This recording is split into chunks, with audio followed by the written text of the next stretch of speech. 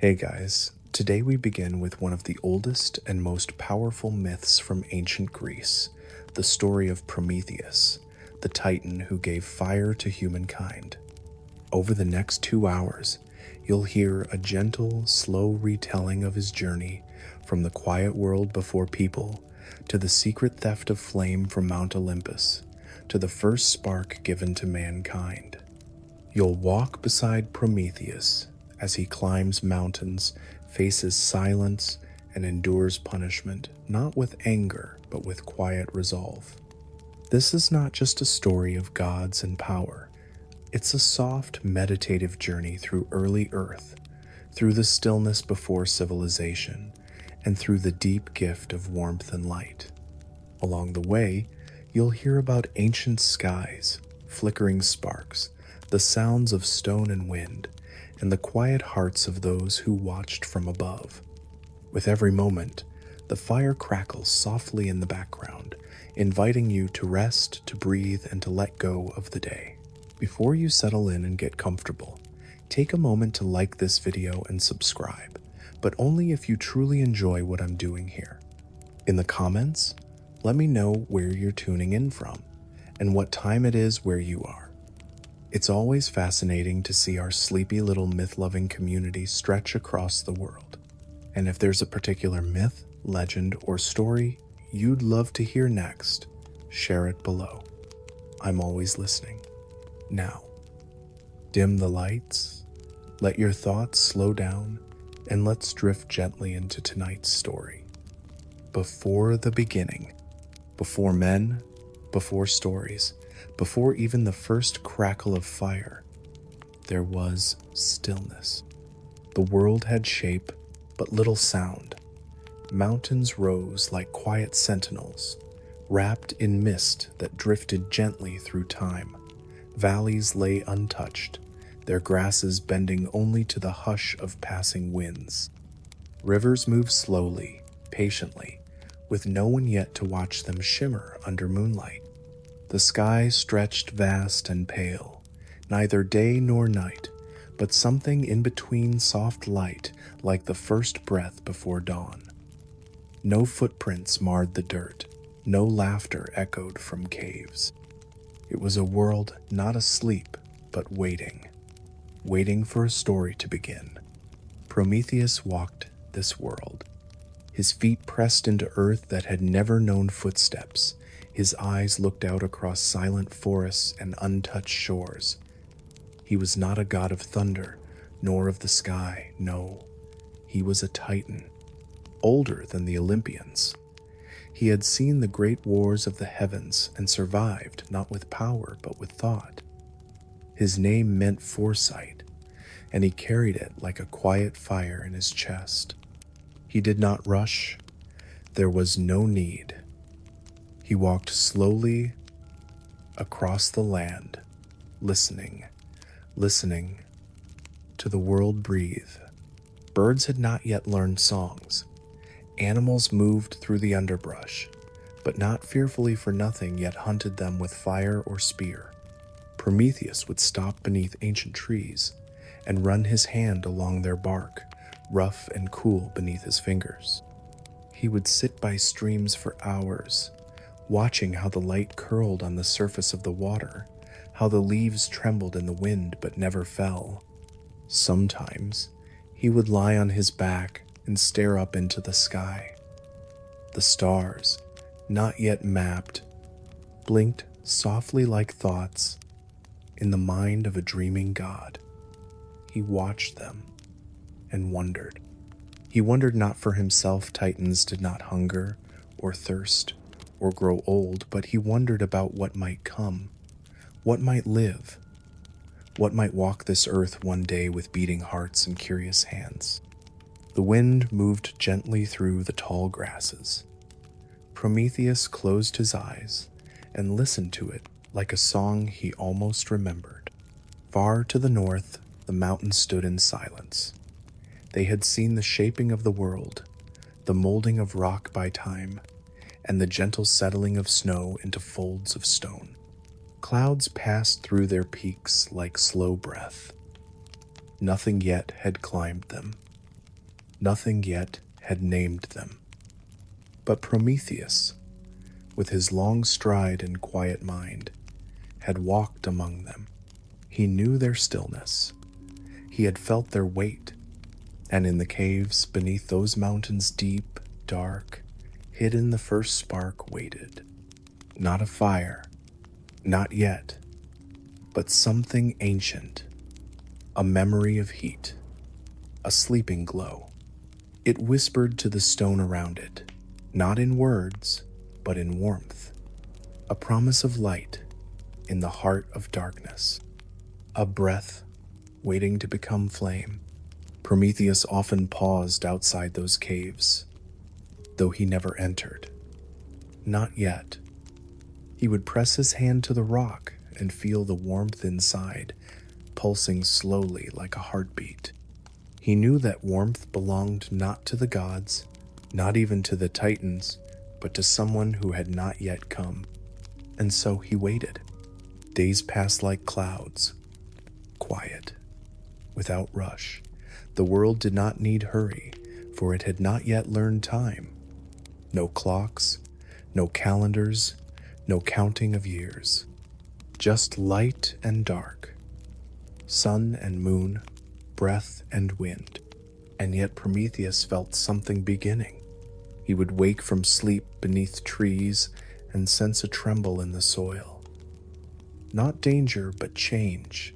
A new shape moving in the clay of the earth, a possibility, something stirring in the silence. He would walk to the edge of rivers and see not just water but reflection, and in that reflection an idea, not of himself, but of another, a figure, not divine, not monstrous, something soft, something new. And so he began to gather. Not weapons, not fire, but clay, by the banks of a quiet stream, under a willow, whose branches touched the water like fingers reaching for memory. Prometheus knelt. He pressed his hands into the soft river mud, scooping it with reverence, not as a sculptor working stone, but as a listener responding to a call. The clay was cool, damp, alive in its own way. He let it drip through his fingers, feeling its weight. He did not rush. Each motion was slow, deliberate. He began to form something. Arms, legs, hands. Not perfect, but real. He did not make them too tall, nor too strong. He gave them eyes to see beauty, not just threats. He gave them hands not just for hunting, but for holding. He made mouths not just to speak, but to laugh, and maybe one day to sing.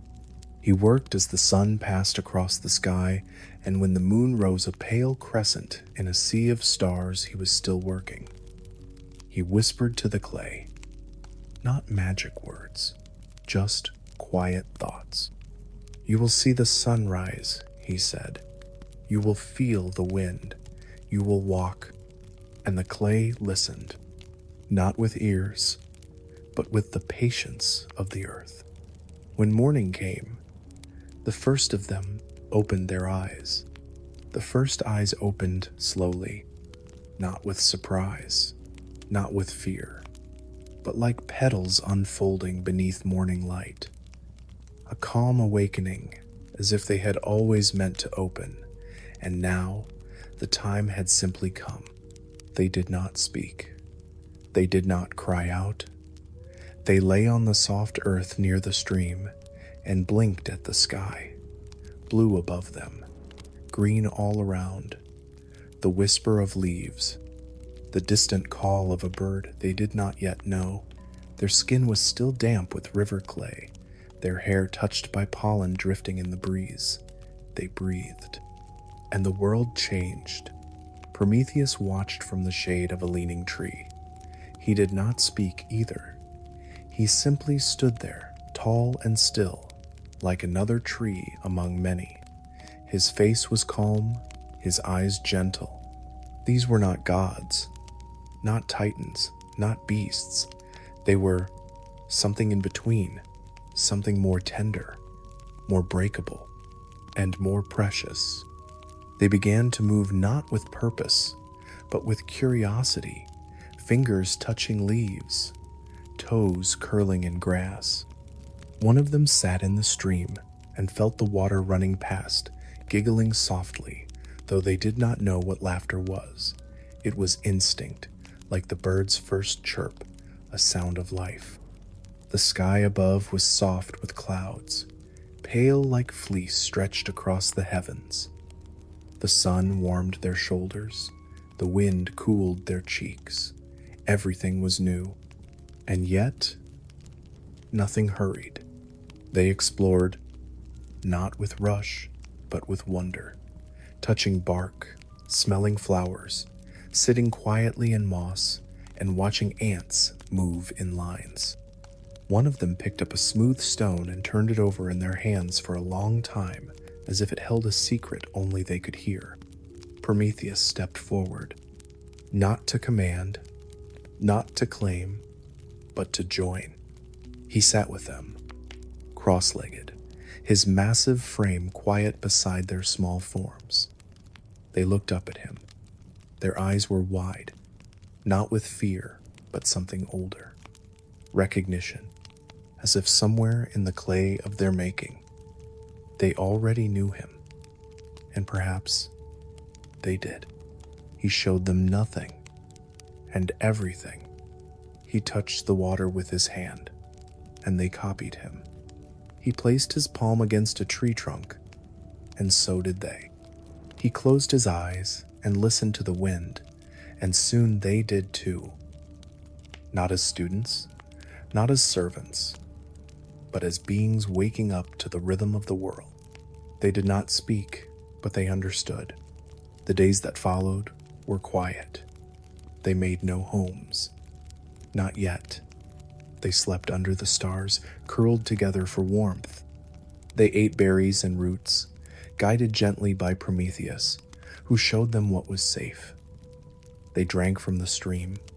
Their laughter was soft and rare, like the blooming of night flowers. In the morning, they would watch the light return. That was always a special moment. The first sunbeam across the grass, the way the mist began to lift, the golden reflection in the water. They would sit together in silence, side by side, and simply watch, as if each dawn was a miracle, and perhaps for them it was. Prometheus would rise before them sometimes, walking along the river with bare feet. He did not sleep as they did, but he rested in different ways in thought, in stillness. He would gather things, leaves, stones, branches.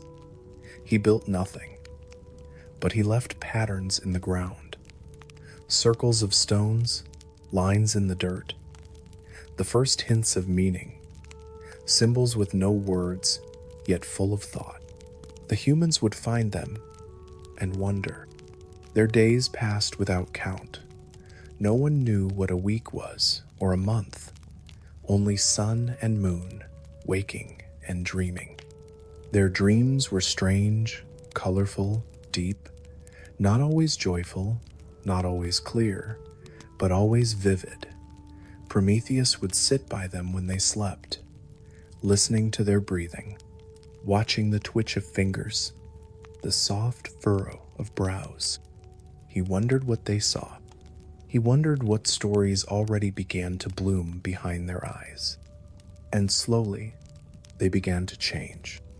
They built no houses, but they started to place rocks in circles. They dug shallow pits to sit in.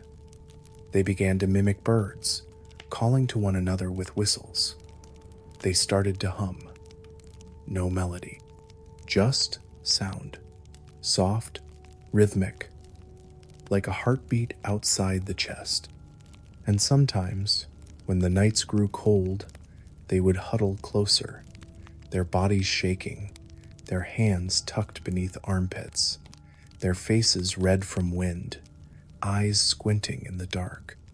Prometheus, watched this too, and something inside him ached. He knew what warmth was. He knew what fire could be. Not just light, not just heat, but life.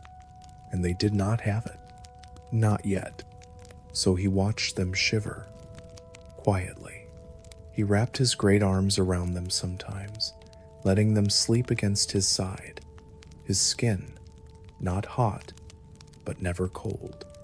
A living stone, holding them like a hillside. He would stare into the dark, and somewhere far away, deep beneath rock and metal, a quiet glow waited. Before the fire, there was only the cold, not always bitter, not always cruel, but present, like a breath on the back of your neck, like the stillness before a storm that never arrives. It seeped into their days, into their nights, into their bones. The humans lived near the stream, not because they understood water, but because it was gentle. It curved through the land like a silver thread, whispering secrets they couldn't yet name. They followed it, as one might follow a melody, slowly, curiously, without needing to know the end. They slept in caves when the winds grew strong. These caves were shallow, damp, and smelled of stone. The walls were rough against their skin. Sometimes, water dripped from the ceiling, one drop at a time, steady as a heartbeat. The sound filled the darkness, echoes on echoes. At first, it frightened them. Then it became familiar. Then, part of their silence. Nights were long. When the sun sank behind the mountains, the world changed. The sky turned not just dark, but vast. Stars stretched above them like questions. Some of them sparkled sharply, like shattered ice. Others pulsed softly, like distant candles held behind veils of mist. The moon would rise, sometimes whole, sometimes half. It bathed the grass in silver, made their eyes glow faintly in the dark. But no matter how beautiful, the dark was not warm. Their bodies curled together, close like seeds under soil. They wrapped themselves in woven reeds and moss. They pressed against the earth for warmth, and still, the chill crept in. Their breaths came in little clouds. In the mornings, their fingers were stiff, their toes numb. They rubbed their hands against one another, learning friction without knowing the word. One of them would hold a stone and press it between their palms, hoping the coldness would fade. It never did.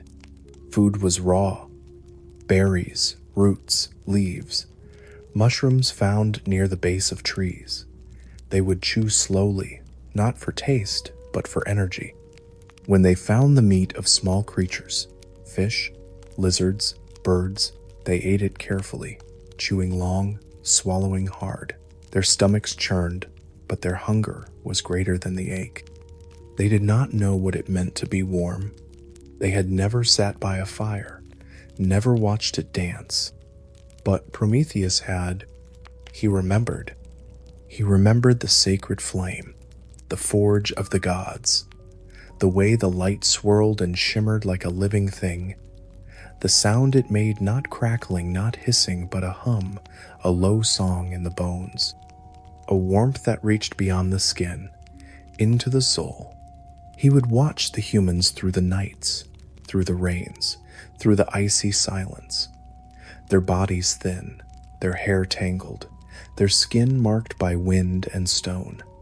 And yet, they smiled.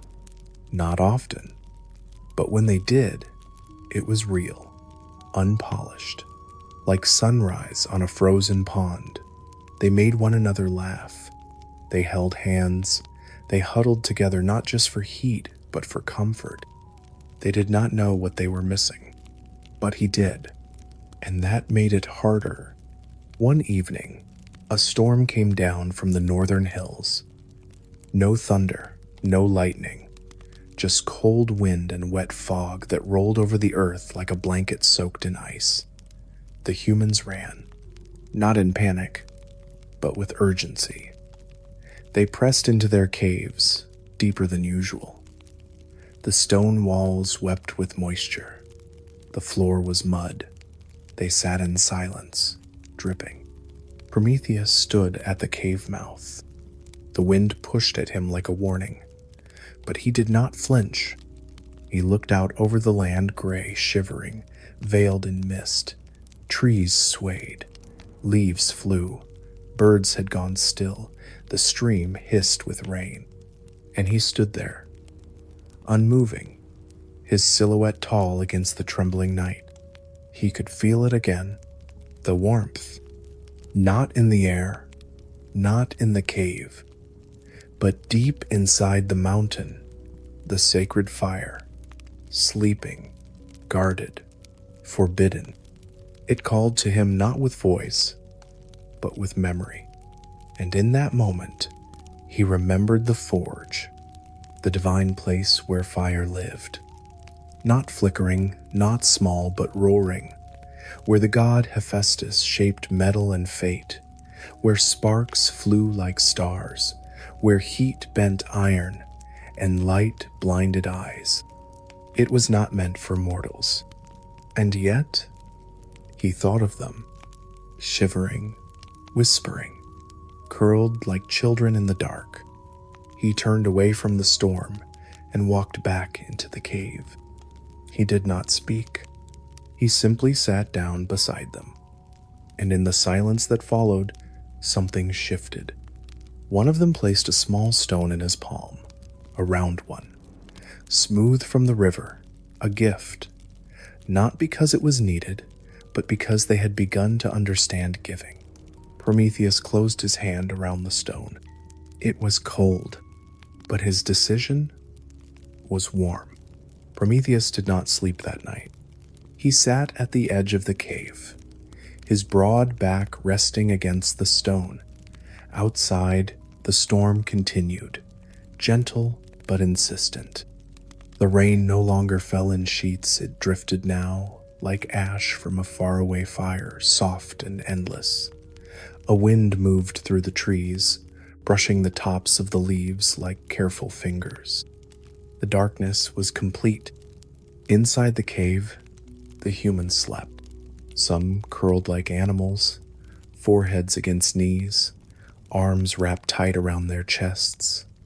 Others sprawled beside one another in clumsy shapes, breath warm on each other's skin. A few had woven nests of moss and reeds. Some had nothing at all, but they were quiet. And in their quiet, Prometheus listened. He listened to their breath, in and out, in and out, like the tide, like the pulse of something older than language. He listened to the occasional shift of a limb, the soft exhale of a dream, the tiny murmur that slipped between sleep and silence. These sounds, small, almost invisible, reached deep inside him, not as wounds, not as fire, but as a kind of ache, an ache without pain, a warmth without flame. He had known many things. He had walked through ages.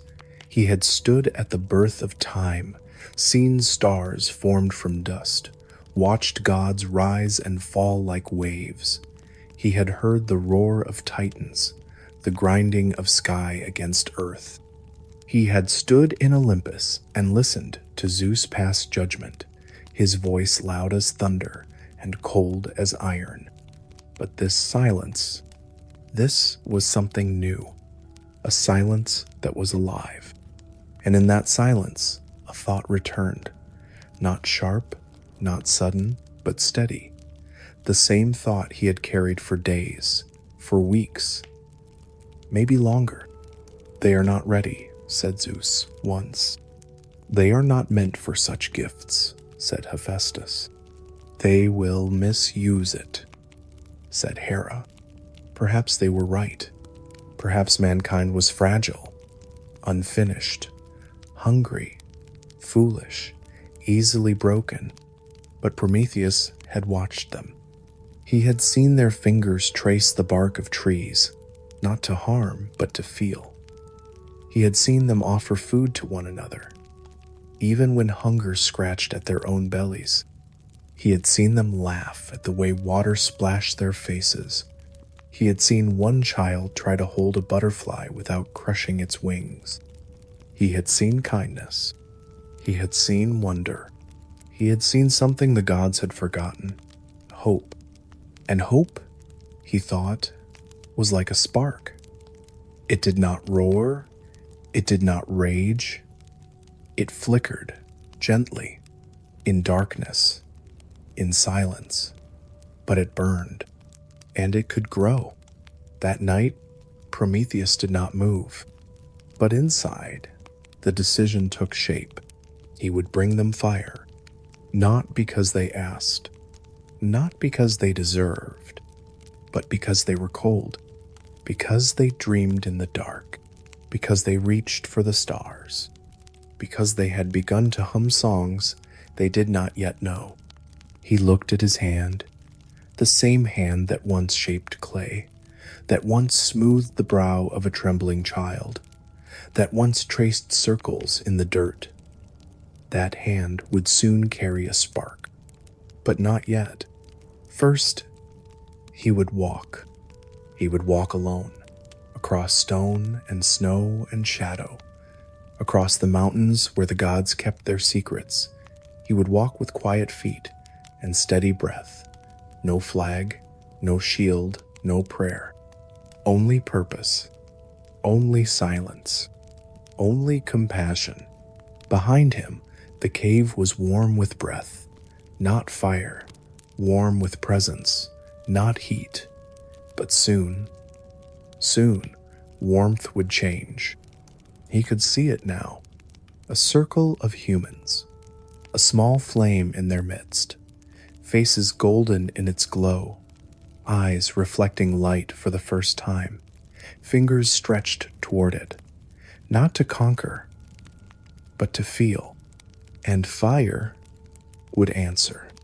High above the mortal world, where the wind was thin and the clouds gathered in silver veils, stood Mount Olympus, the home of the gods. It did not belong to the earth in the way valleys did, or rivers, or fields of grain. Olympus stood apart, aloof, untouched by seasons. Snow did not linger there. Rain fell, but only as mist, fine and glowing. The air shimmered faintly, as if the mountain itself breathed light. There was no path that led to its peak, no trail that mortals could follow. And even if they could climb, they would never find the halls that stood atop it. For Olympus was not made of stone and timber. It was made of will, of power, of divine memory that remembered only itself. Inside this golden domain, the gods moved like thoughts across a dream.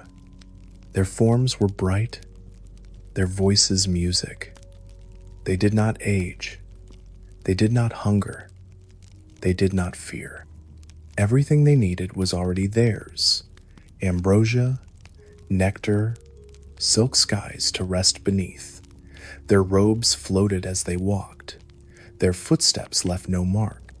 Each god had their palace, adorned not with wealth as humans might understand it, but with symbols of dominion. Athena's halls were lined with columns that sang wisdom. Apollo's corridors echoed with the sound of lyres even when no one played. Dionysus's gardens bore fruit and wine on the same branch, dripping sweetly into bowls that never emptied. But above them all, in the highest chamber, where the clouds turned gold from his presence, sat Zeus. He did not sit often, but when he did, the sky seemed to hold its breath. His throne was not a chair, but a judgment carved from storm clouds, lit from within by slow lightning. Around him curled eagles, their eyes sharp, their wings vast as sails. In one hand Zeus held a scepter, its top burning faintly with divine flame. In the other, he often held silence. He listened. He watched. Not always kindly, but always completely. From Olympus, the gods watched the world. They saw forests move like oceans of leaves. They saw rivers wind their slow paths to the sea. They saw animals run, mate, vanish.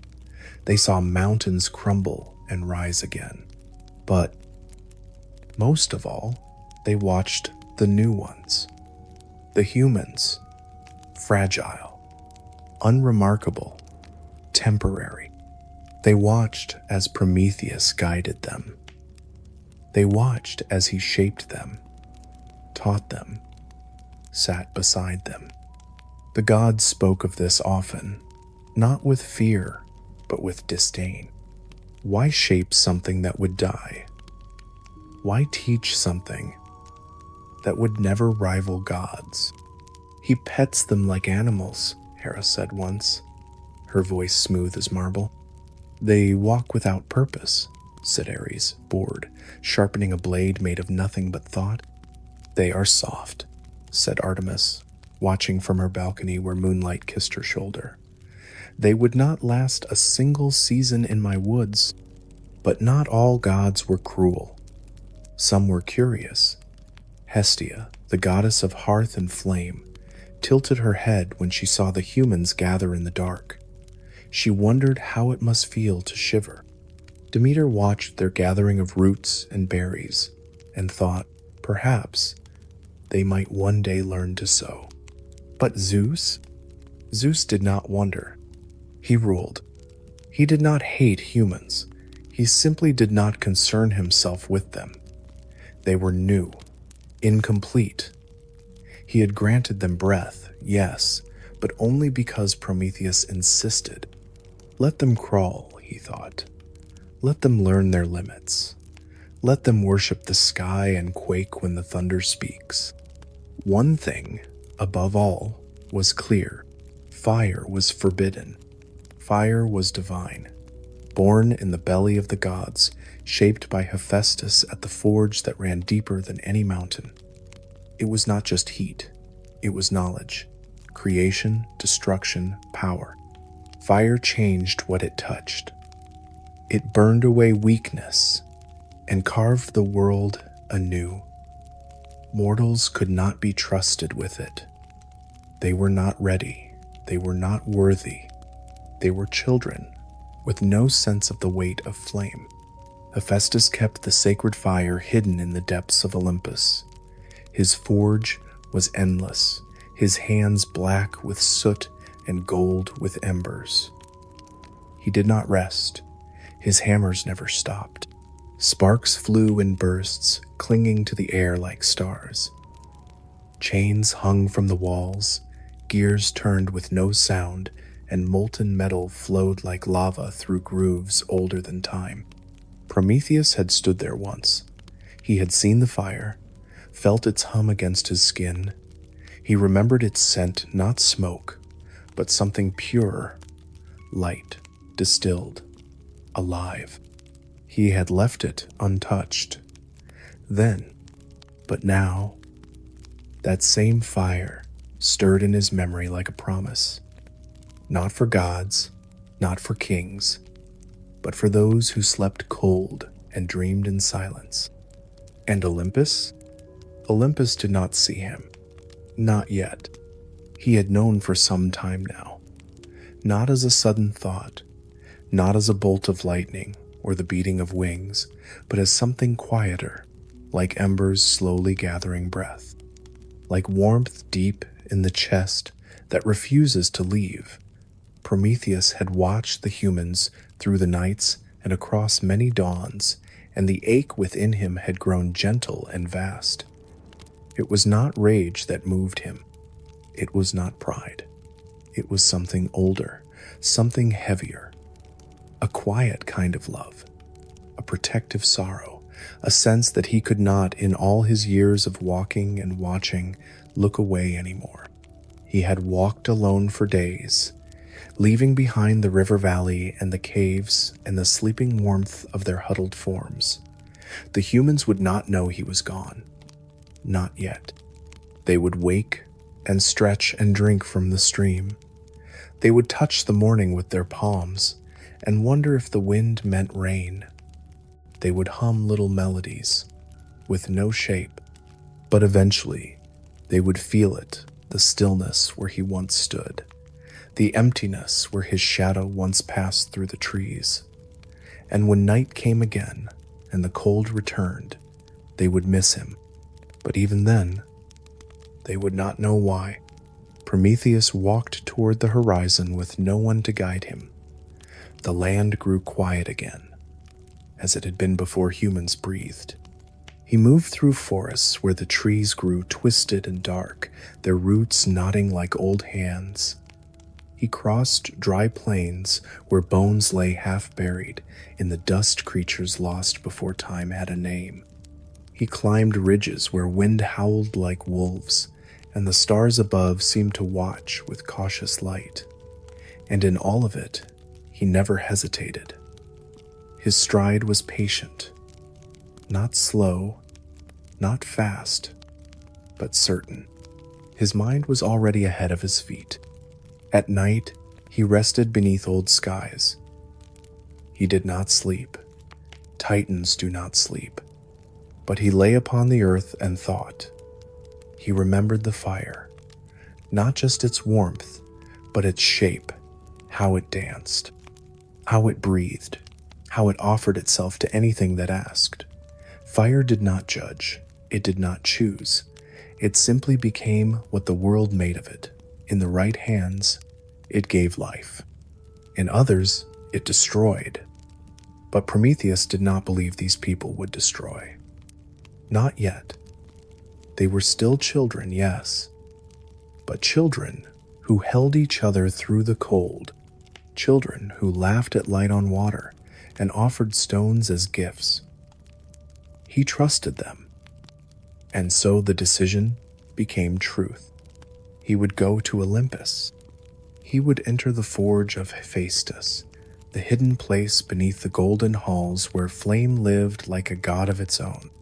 He would carry it not in arms of glory or robes of gold, but in a fennel stalk green, hollow, alive, a thing of the earth, simple and strong. He would carry it down the mountains, through wind and cloud, through silence and darkness, past the eyes of gods and the teeth of eagles. And he would place it gently into human hands, not to dazzle, not to conquer, but to warm. He knew the price. He had lived long enough to understand Zeus.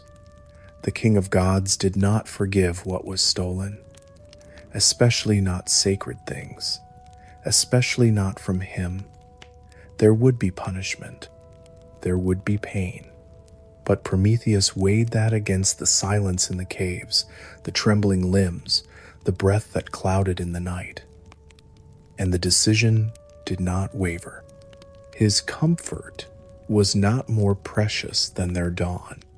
One night, as he reached the edge of the world where the mountain began to rise, the real mountain, the secret one behind the clouds, where only immortals could walk, he stood for a long time without moving.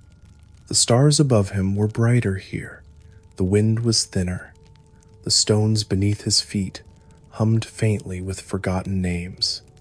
He looked up at the dark silhouette of Olympus and exhaled, not in fear, not in awe, but in readiness. The mountain did not speak. The wind did not stir. But somewhere far above, behind the golden halls and veils of mist, a fire waited, and it did not know that someone was coming for it. The forge of Hephaestus was not made by hands. It was carved by force, by time, by the pressure of stars trapped beneath stone. It lived beneath Olympus, hidden within the heart of the mountain where even gods stepped softly. No mortal would ever see it. Few immortals dared to enter. But Prometheus, with his quiet stride and heavy thoughts, moved through its echoing corridors as if following an old memory. The walls were black, not from soot, but from age. Obsidian, rough and glassy, reflected dim red light in strange patterns. Veins of molten rock pulsed faintly beneath the floor, casting shadows that moved like breath. The air was warm, not harsh, not burning, but deep.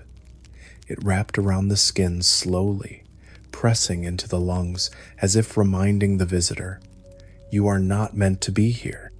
Far below the halls of gold and ambrosia, where laughter rang through chambers of silk and marble, here there was only the sound of metal striking metal, slow, measured, eternal. Hephaestus never stopped.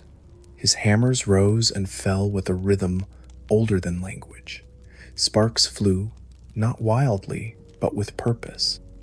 Each spark held a tiny memory, a future blade, a broken crown, a secret name. Anvils glowed, chains swayed, tools turned in the air by invisible hands. No fire in the mortal world could match this. This was the origin, the beginning of flame. And there, in the center, was the sacred flame. It did not roar. It did not scream. It stood tall, steady, alive. A pillar of light, narrow and endless, rising from a basin of dark metal that hummed softly, as if singing a song to itself. The flame was not orange, not red. It was colorless, and yet full of color shifting gently between gold, silver, blue, and white. Not flickering, but flowing. Not flickering, but thinking. It moved in slow spirals, as though stirred by a wind no one could feel. And though it burned, it gave no smoke. Prometheus stepped forward. He did not touch it yet. He only watched. The light bathed his face, soft and clean. It entered his eyes and seemed to reach further, curling around thoughts and memories. He felt no fear, only reverence. The flame was not a tool. It was not a prize. It was a presence older than gods, older than war, older than sound. It had seen stars born and swallowed. It had slept in the center of worlds. Now it stood in this hidden place, waiting. He reached for the fennel stalk. It had taken him days to find it. High on the mountain's edge, he'd chosen it carefully, green and thick, its center hollow, its ends trimmed. A simple plant. Nothing divine, nothing magical, but strong. Inside, it could carry breath. Inside, it could carry warmth. It would do. With hands that did not shake, Prometheus brought the stalk close to the flame, and the flame responded. It did not leap. It did not shrink. It curved gently, like a creature turning its head. It touched the tip of the stalk, not harshly, not greedily, but with curiosity. A line of light entered. It did not burn through. It did not blacken the wood. It lived within it, like a whisper held in a reed, like a breath held between lips. The fennel stalk began to glow, softly from within. Prometheus felt the heat against his palm, not biting, but present like a promise. Hephaestus did not appear. Perhaps he knew. Perhaps he had always known. Perhaps, somewhere in the rhythm of his hammering, he had already struck this moment into the world long before it came. Prometheus turned away from the forge. The sacred flame, now hidden within the humble stalk, carried not in a vessel of gold, not in a box of crystal, but in a branch pulled from the earth. A flame meant for heaven now walked toward the dust of men. The corridors behind him faded. The sound of hammering grew faint. The mountain above trembled, just slightly. A knowing tremble. A shift. And far below, across clouds and valleys, the first smoke had not yet risen, but soon would. The sky was dark when Prometheus emerged from the mountain, not with storm, not with dread, but with calm, steady night. The stars above Olympus were sharper than those seen from the earth below, their edges like crystal, their light ancient and watching. A soft wind moved across the peaks, threading its fingers through the crevices and over the stone, cold and curious. The kind of wind that listened, the kind that whispered questions but expected no answer. The kind that had felt gods walk past before, but never with fire hidden beneath their cloak. Prometheus carried the fennel stalk close to his chest. It was warm, but did not glow. The fire inside was sleeping, now resting, perhaps, but still alive. It gave off no smoke, no scent, only presence. And that presence filled the space around him, even as he stepped carefully into shadow. Each footfall was deliberate. The path down Olympus was not marked. No road wound its way down from the gods. There were only edges and cliffs and darkness rocks that broke beneath the feet, winds that tried to pull travelers into the sky. No torch, no guide, just the weight of the fire and the long descent ahead. He moved like a shadow among shadows. The mountain groaned beneath him in deep, slow shifts, not in anger, but in age, as though Olympus itself recognized the betrayal, but chose to remain silent. The clouds gathered low around his knees, swirling in soft coils, sometimes parting just enough to reveal the glowing world far below.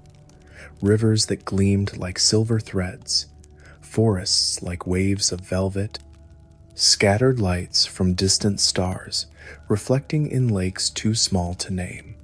The mortal world waited, unaware.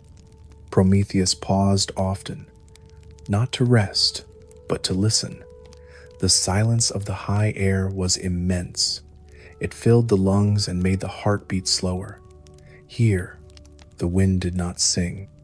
It pressed, it tested, it reminded him, "You are not meant to be here."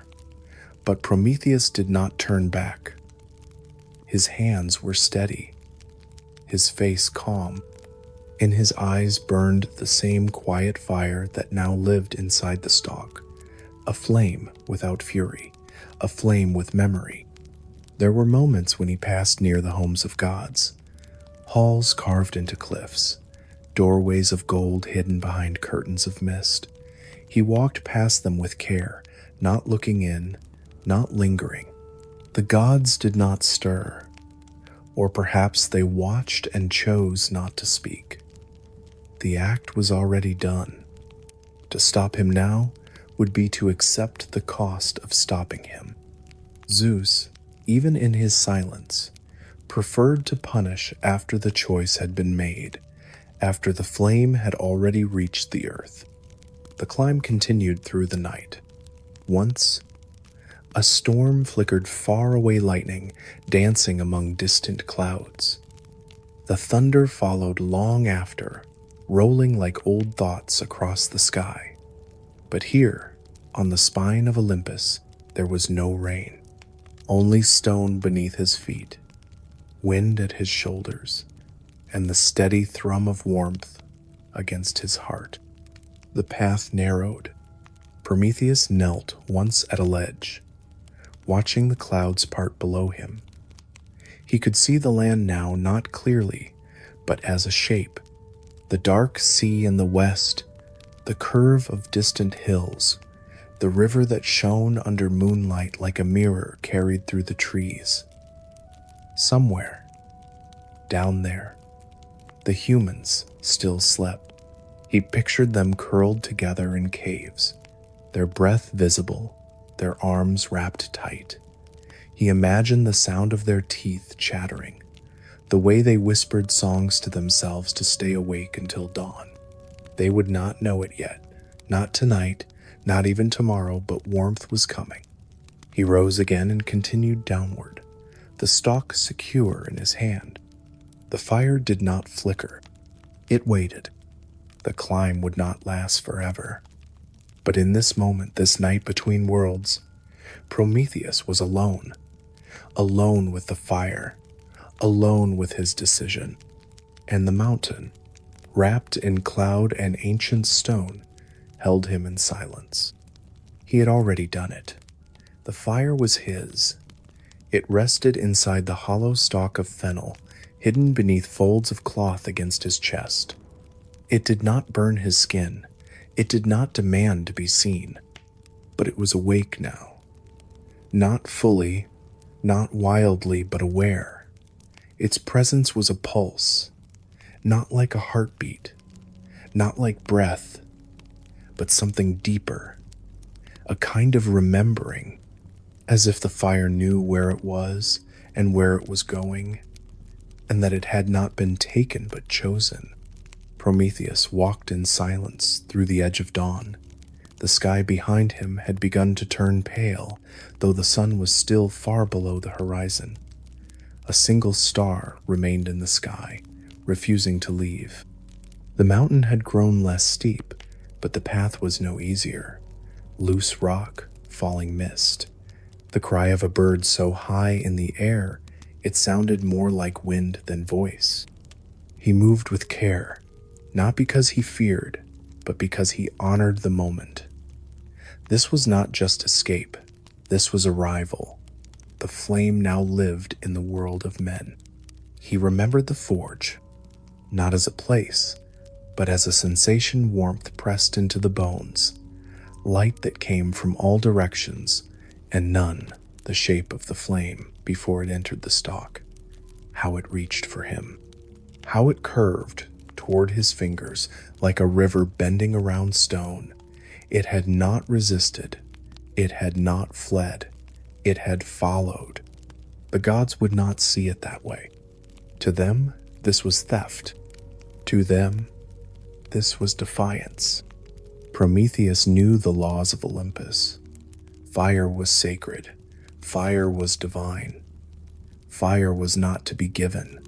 But still, he had taken it, not in arrogance, not to prove strength, but because he had stood beside shivering children, because he had seen mothers with frozen hands, because he had heard their humming in the dark, not knowing they were singing to something that had not yet arrived. This memory was not one moment. It was many. It was the cave, cold and small. It was the hand that offered him a smooth stone in silence. It was the child who laughed at the fish that slipped through his hands. It was the way they looked at the stars, not with worship, but with wondering. He remembered it all, and in the remembering, the fire felt heavier in his hand, not in weight, but in meaning. The act of taking had passed, but now came the carrying, and carrying was slower, more solemn. The mountain no longer watched. It had turned away. The clouds no longer asked questions. They drifted past, ignoring the shape that moved between them. But deep inside Olympus, the forge had fallen still. The hammer of Hephaestus had stopped, just once, just long enough to know. And Zeus? Zeus had not spoken, not yet. There would be a silence, a long one, then thunder. But Prometheus did not think of punishment. He thought of the moment to come when he would kneel at the edge of a fireless cave and lift the fennel stalk in both hands, when he would strike flint against stone, when the ember would bloom like a flower, when the children would gather close, eyes wide, faces golden, when one of them would reach out, hesitant, trembling, and feel, for the first time, Not the cold of the world, but the warmth of being alive. He pressed the stalk tighter to his chest. The fire did not complain. It waited. It was still early when he returned, not quite dawn, but not night either. The sky above the valley was blue-gray, like faded silk stretched thin across the world. Mist clung to the edges of the rocks. Dew sparkled faintly across the grass. Birds had not yet begun their calls. Only the hush of breath moved through the trees, and the faint sound of water winding its way through the riverbed. Prometheus stood for a long moment at the ridge above the sleeping humans. His steps had taken him far, across heights no mortal would ever know, and now they had brought him here to the quiet, unchanged cave mouth, its entrance still marked by a row of carefully placed stones. He had left no sign, and yet the place had waited. He descended without sound.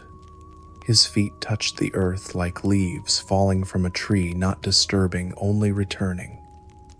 Within the cave, he could hear the familiar rhythm of sleep, breathing, shifting, the rustle of skin against moss, the soft exhale of dreams.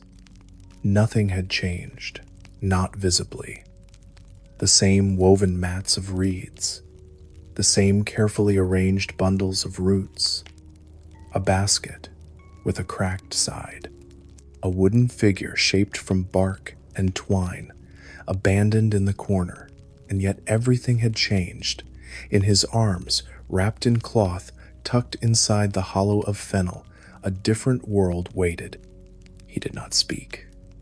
He simply walked to the center of the space and sat. The movement roused no one at first, but then one child stirred, lifting their heads slowly, eyes bleary with sleep. They blinked at him, not yet remembering who he was, only that he had been missing. Then the eyes cleared, and the child reached out to touch his knee. Another figure sat up, stretching. Another rolled over and saw the fireless room begin to fill, not with light, but with presence. Prometheus unwrapped the stalk. It lay across his lap, plain and humble. There was no glow, no smoke, no flickering tongues of flame, just a length of green-brown plant, trimmed at the ends.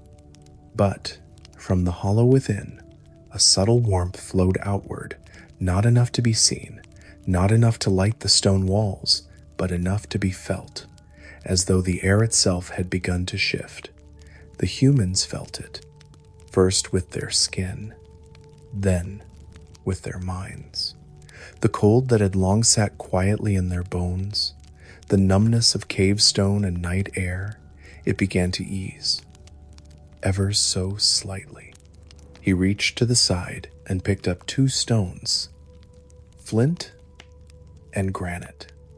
They were common in this valley. The humans had seen them many times. They had used them to scrape bark, to crack open roots, but never like this. He held them for a moment, weighing them, then he struck. A single spark flew. It died. He struck again. 2 sparks. Faint. The humans leaned closer. One crawled on all fours, staring, their eyes wide.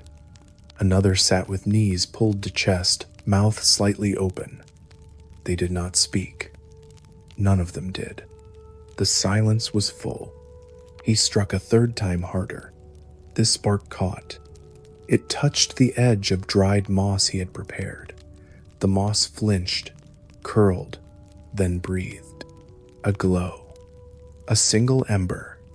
Orange. Small. Trembling. The children gasped. The ember grew. Slowly, with care, Prometheus bent the fennel stalk forward and let the ember touch the hollow inside. The dry interior caught with a sound so soft it was almost not a sound at all, more like a sigh. Then a thread of light wound its way through the stalk's core, like a snake made of sun. A flame was born, thin, golden red, upright. It did not roar. It did not leap. It simply stood. The cave changed. Shadows formed where there had been none. The walls flickered. The faces of the humans glowed for the first time, not from sun or moon, but from something made. Their eyes shone back the color of fire. Their skin turned bronze. They reached for the warmth instinctively, like flowers opening to the day. One child extended a hand, then pulled it back quickly, surprised. Not hurt, but stunned. Another leaned in and opened their mouth in awe. The fire crackled gently. It gave no smoke. The wood was dry, the moss clean. Its light filled the small space, brushing over each surface as if recognizing them one by one. The baskets, the stones, the sleeping mats, the limbs of the humans, lean and scarred. Their eyes, they began to move closer. They did not speak, but they circled it, crawling, kneeling, watching. One of them laughed a soft sound, not loud enough to break the moment. Another began to hum without realizing. A simple tune, just 3 notes, over and over. A rhythm of comfort, of pulse, of presence. Prometheus sat silently among them, his face still, not smiling, not proud, just calm. This was not his moment. This was theirs. The giving was done. The receiving had begun. The flame shifted again higher now. It danced as if aware of its watchers. It moved in small spirals, as though stretching. It cast shapes on the cave walls, long fingers, reaching. Small animals, flickering in and out. One child reached a hand into the shadow and made a figure, a deer, then a bird, then a wave. Another clapped softly at the trick. But then, they did something unexpected. They fed it. Without being shown, one of them took a dry twig and offered it to the flame. It caught quickly, and the fire answered with a richer glow. Then another did the same. Then a third. They brought small sticks, bark, dry grass. Each time, the fire grew not wild, but grateful. They had already begun to understand. The cave warmed. The moss dried. The air grew soft. No one curled up now. They sat straight. They looked at each other. They placed their hands out flat and watched how the light shaped them. They touched their cheeks, surprised by the warmth. They looked up. For the first time, the dark above their heads did not feel heavy. It was painted with flickering gold. That morning, no one slept again. No one ate. They simply stayed, gathered around the fire, not because they feared it would leave, but because they knew it meant something. Even if they could not name it, even if they could not explain, they stayed. Prometheus watched the coals settle. The first wood had burned low, the fire now steady and deep. It was no longer a flicker. It was a presence, a companion, a new shape in the room, not to be touched, not to be feared, but to be kept. They understood this. The youngest of them placed small stones around its edge, not because they had been told, but because they felt it should have a home. They built a circle. They built a center, and the fire glowed within it like a heartbeat. Outside, the sun had begun to rise. Pale light touched the tops of the trees. Mist fled the valley floor. The river caught the sky in its curves. But inside the cave, another kind of light had taken root. Not of heaven, not of nature, but of will. And so the humans sat around a fire that had never been theirs and now always would be. The humans gathered around the fire each day now, not because they needed to be told and not out of obligation, but because something had shifted in the rhythm of their lives. Before the fire, there was waking, walking, foraging, and then sleeping again. Days bled into nights with little separation. But now, the flame marked time. It was the first anchor, the first center.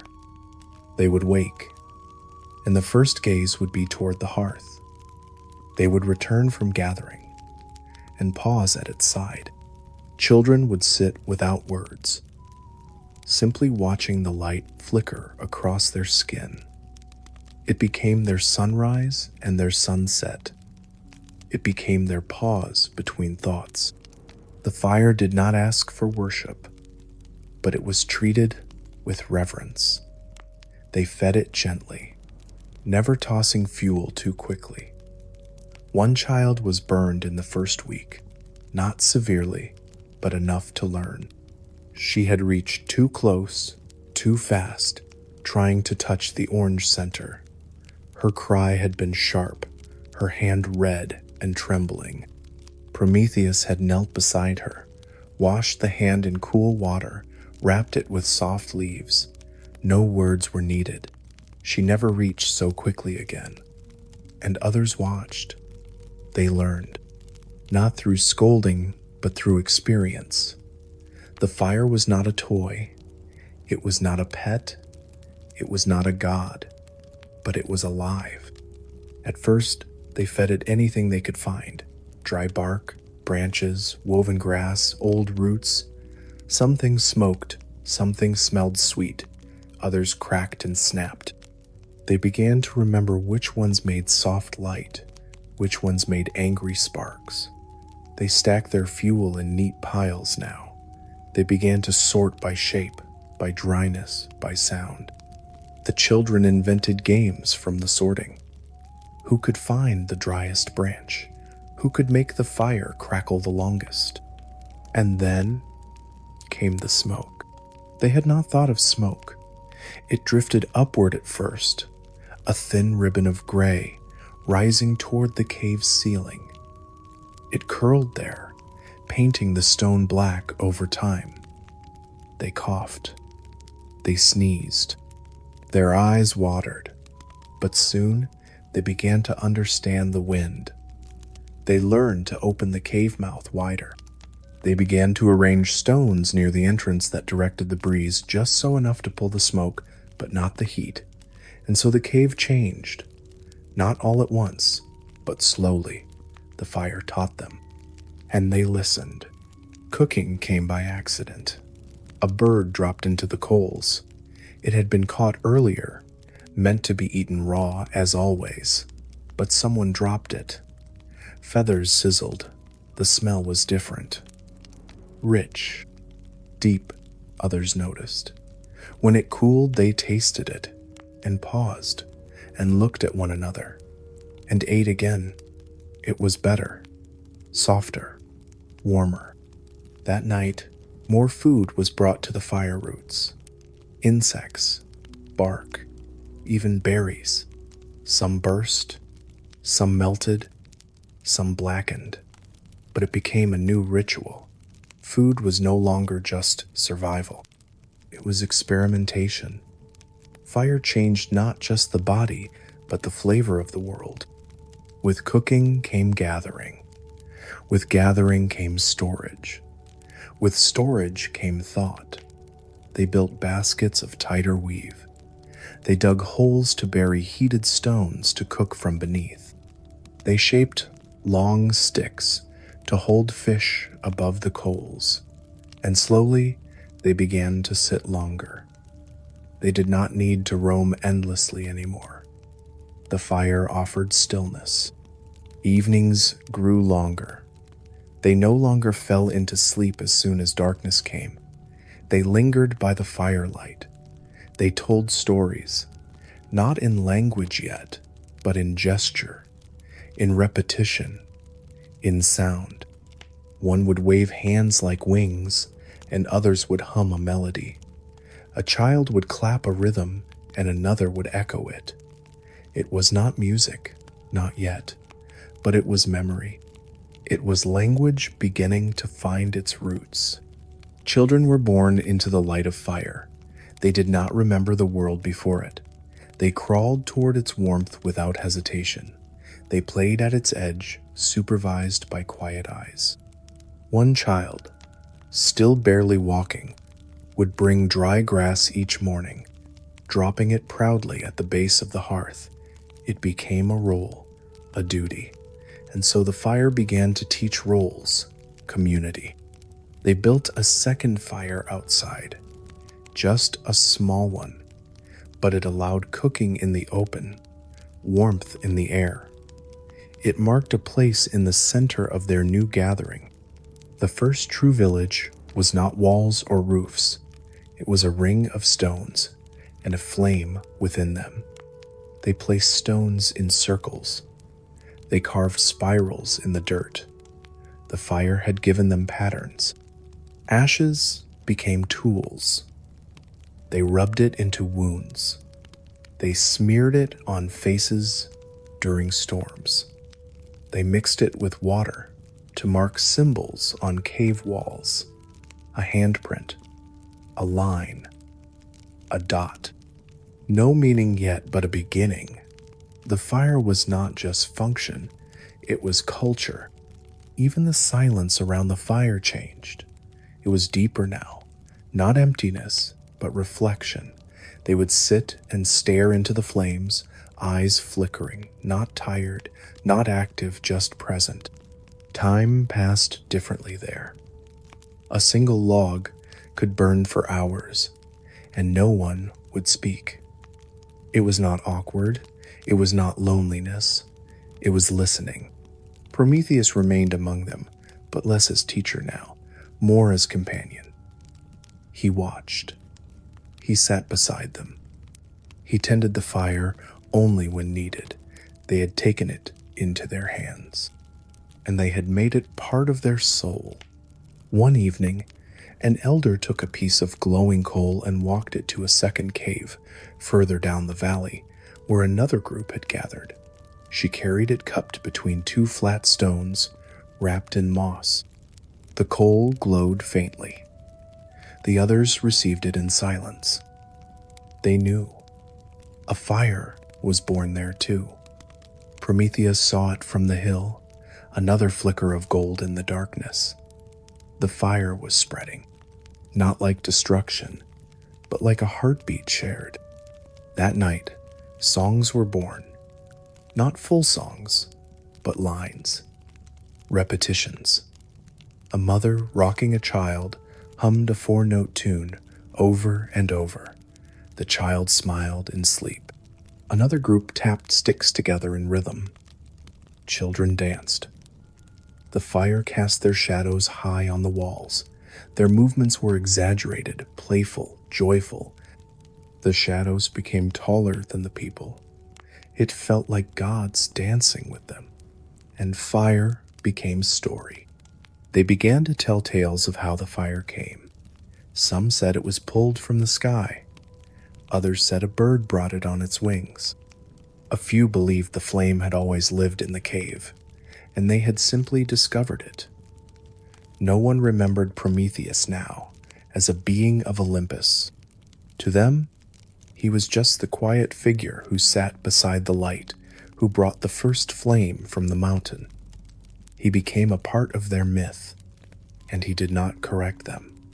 That too was the gift. The fire flickered lower now each night, not because they had less fuel, but because they were learning balance. How to keep it steady, how not to fear its fading, how to wake it again in the morning with breath and spark and care. The youngest children began to learn this, how to blow softly into the coals, how to place the twigs just so. They treated it like a sleeping animal, gentle, respectful. It was no longer just a thing they used. It was a companion they cared for. Even the stars seemed different now. Before the fire, they had watched the sky for meaning. Now, they saw patterns. The way the fire moved was like the stars. It flickered, it danced, it remained. The humans made comparisons. That star is like our flame. That coal is like the moon. This smoke is like the wind at night. They named things through fire, and they dreamed. Dreams changed too. Where once they dreamed of cold and hunger, now they dreamed of flame-colored animals, of red rivers, of birds with wings made of light. They saw themselves walking into mountains and returning with suns. They saw the fire teaching them to build, to speak, to sing. And Prometheus, watching from the edge of the firelight, knew the truth. They would build more. They would rise. They would forget his name, but never forget the gift. Far above the valleys and the flickering firelight, beyond the reach of clouds and storms, Olympus stood still. The air was thinner here, sharper. Time did not pass as it did below.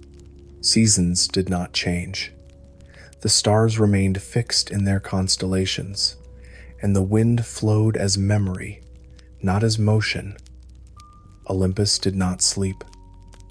It simply waited. Within the halls of Olympus, nothing stirred at first. The gods walked among marble columns and golden thrones, their robes whispering across the polished stone. They drank nectar, laughed in perfect tones, played with stars as if with dice. Their hands created winds, their eyes summoned visions, their hearts pulsed with the rhythm of creation itself. They had built their palace not only from stone and light, but from order. Divine law, ancient and unmoving, was the pulse of Olympus, and fire, sacred fire, was the beating heart of that law. The forge of Hephaestus had grown cold. No one noticed at first. The god of flame and hammer continued his work, but something in the rhythm of his strikes had changed. Slower, heavier. Sparks flew, but not as many. Metal melted, but the fire behind his work was not as deep. He stood in the shadows of his own creation, staring for long minutes at the coal's brow furrowed. He touched the wall warm, but not hot. He reached into the furnace steady, but not full. Something was missing. He did not speak it aloud. Not yet. But the silence reached upward. Hermes noticed next. He moved quickly between realms as always, messenger, trickster, wanderer. But when he passed through the mountain wind that circled Olympus, something stirred in his chest. A scent, distant, faint, like burning moss. Not divine fire, other fire. He sniffed again. The wind shifted. The smell was gone. He frowned, but said nothing. The gods did not take well to doubt. And then came the eagle. It descended from the high edge of the sky, its wings wide as ships, its feathers bright as steel. Zeus's chosen, a creature of storm and vision. It landed not on the marble balustrade, not upon command, but by will. Its talons clicked on the stone. Its eyes did not blink. It opened its beak and let out a low, rasping call. And Zeus stood. He had been still for days, not asleep, not idle, but quiet, watching, thinking, listening to the language of clouds, measuring the pulse of thunder. His throne of storm clouds shimmered with soft blue light, veins of lightning crawling across its arms. When he rose, the wind in the halls ceased. The stars behind Olympus dimmed. The eagle stared at him. He said nothing, but he knew.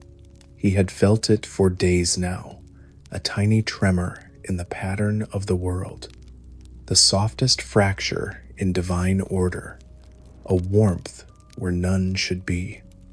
Not the fire of gods, not the lightning of heaven, but a smaller warmth, a human warmth, a mortal warmth.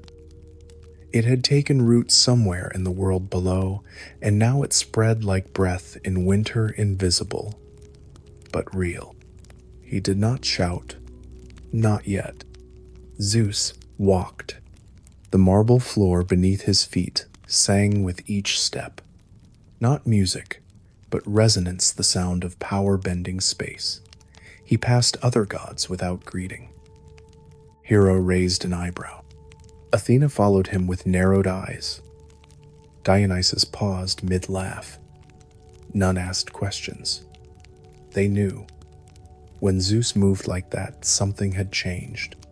He descended into the Hall of Echoes, a long chamber where the thoughts of the world passed through, not words, but vibrations, memories, heat, longing, the pulse of worship and fear. Zeus stood in the center and closed his eyes. He listened, and he heard it.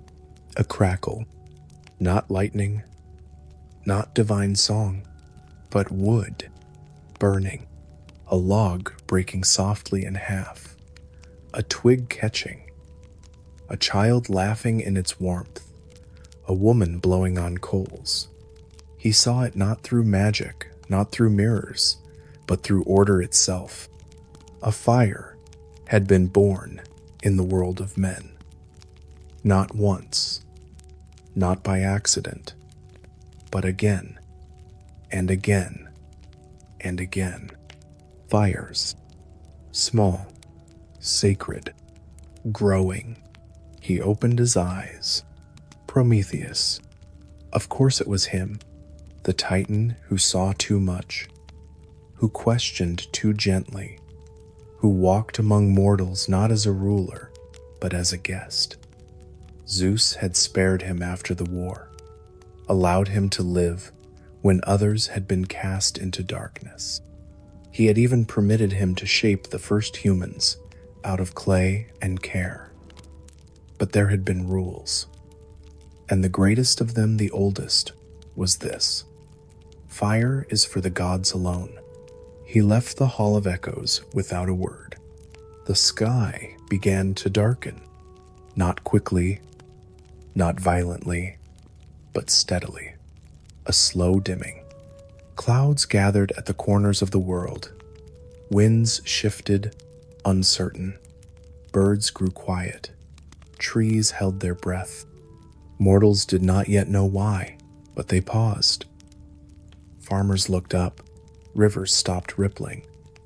A quiet tension stretched across the land like a drum skin pulled too tight. Prometheus still sat with the humans. He felt it. Not in the air, but in his chest. A familiar echo. The weight of judgment descending. He looked up, but there was no lightning, no storm. Yet, the fire beside him burned quietly. Children played with shadows. Elders tended the embers. They knew nothing of Olympus, nothing of oaths or divine rage. They only knew the light, the warmth, the gift. But Prometheus knew. He stood. He looked toward the mountain, high and golden in the distance, now ringed with distant mist, and he waited. Zeus returned to his throne. He did not sit. He summoned the eagle again, whispered into its feathers. It listened. It opened its wings and flew. The day began like any other in the valley.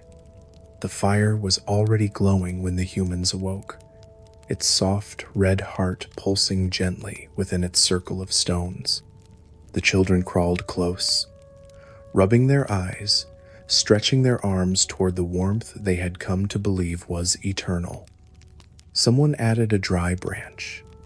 Another brought fresh water from the river. The quiet murmur of life resumed hushed conversations made of gestures, the scrape of bark being shaved for kindling, the rhythmic crack of nuts opened on stone. Prometheus stood a little apart from them, still and watchful. He had felt it all night, the heaviness in the air, the soft prickle beneath the skin, the way the birds had gone silent before sunrise. It was not wind, it was not weather. It was a knowing, the kind of knowing that came not from thought, but from age, the kind only titans could carry. He watched the children for a long time, letting the sounds of the morning wrap around him. They were laughing now, chasing one another around the fire in a lazy game. The flame flickered playfully in response, casting wild shadows on the stone wall. He let himself believe, just for a moment, that it would remain this way, that the gods would look away, that silence meant mercy. But then the shadow passed over the sun, and he turned his face upward. At first it was just a shape high, distant, circling like a speck of ash riding a wind current, but he knew it instantly. The eagle. It flew not with haste, but with purpose, wide arcs cutting slow paths through the sky.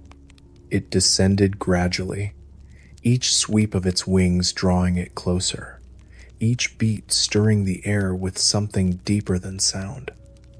By the time the humans noticed it, the sky had already dimmed. They looked up, shielding their eyes. The children stopped laughing. The fire popped and hissed softly, as if in response, and then the eagle landed. Its talons struck the earth with a thud that felt like thunder muffled beneath the soil. It did not screech. It did not strike.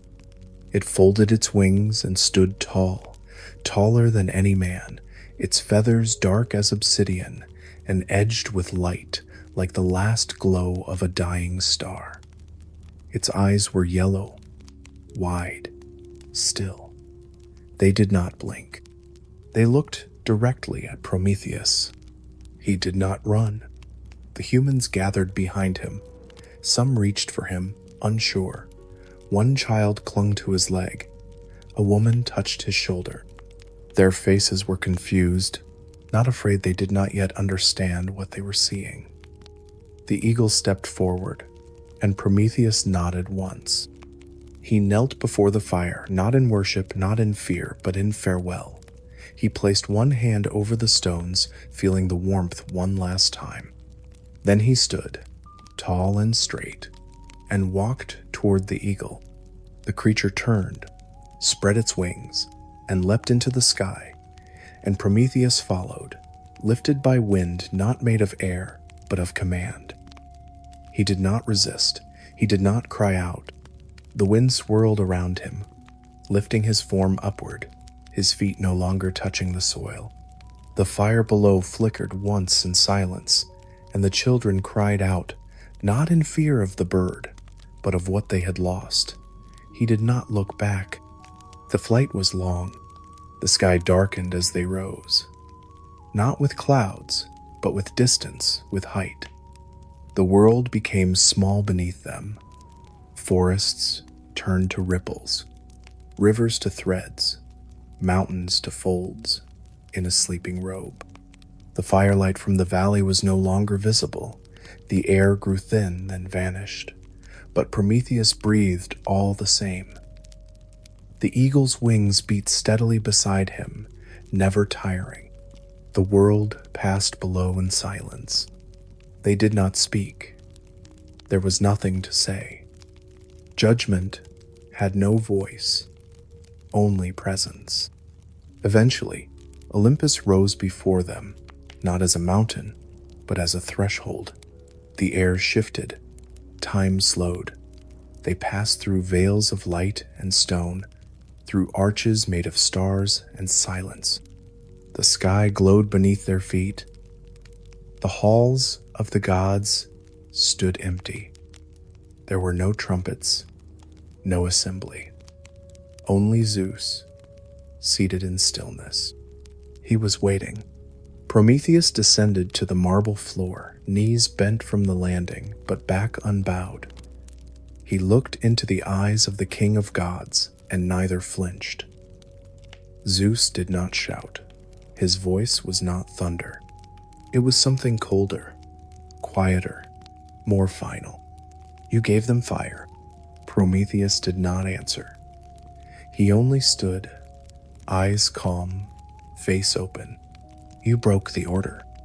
Still no reply. You have chosen suffering. There was no malice in his tone, no heat, just inevitability. Prometheus lowered his head once, not as apology, but as acknowledgement. Zeus gestured. Chains rose from the floor. Not metal, but thought. Not iron, but consequence. They wrapped themselves around the Titan's limbs, arms, legs, chest. They burned not with heat, but with law. He did not cry out. He did not resist. The eagle spread its wings again, and they flew once more. This time, there was no gentle wind. The sky was darker now, the clouds thicker. The stars above Olympus turned their faces. The wind became sharp. The mountains below grew jagged. The horizon was no longer soft. The air carried weight. They flew for hours, days. It did not matter. Time bent beneath the weight of divine justice. And then, they reached it. A cliff, far from any village, beyond the reach of gods or mortals, a place where nothing lived. No birds, no trees, only rock, wind, silence.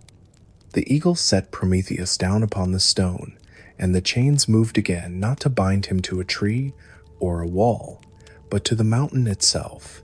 He became part of it. The stone shifted, grew, tightened. His arms were pulled wide, his feet anchored, his chest exposed to the sky. He stood, upright, open, unmoving.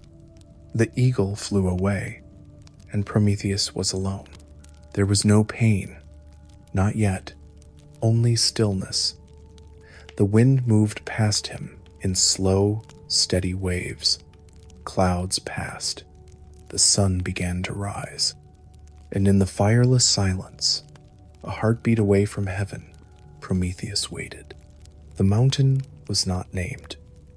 It stood far beyond the borders of any map, beyond the memory of shepherds or kings, beyond the routes of migrating birds or the trails of wandering beasts. It rose not from the earth like a peak, but like a wound, a raw, jagged upheaval of stone that tore the horizon in two. Its sides were steep, barren, unfriendly. Its ridges were sharp and silent, its faces etched by wind and sun, but untouched by life. Snow did not fall here. Rain did not reach its summit. Trees did not grow at its base. There was only rock fractured, sun-bleached, unyielding, and the endless sky above it. It had stood there long before men shaped words, long before gods took their thrones, long before fire was born. And now, it stood as prison.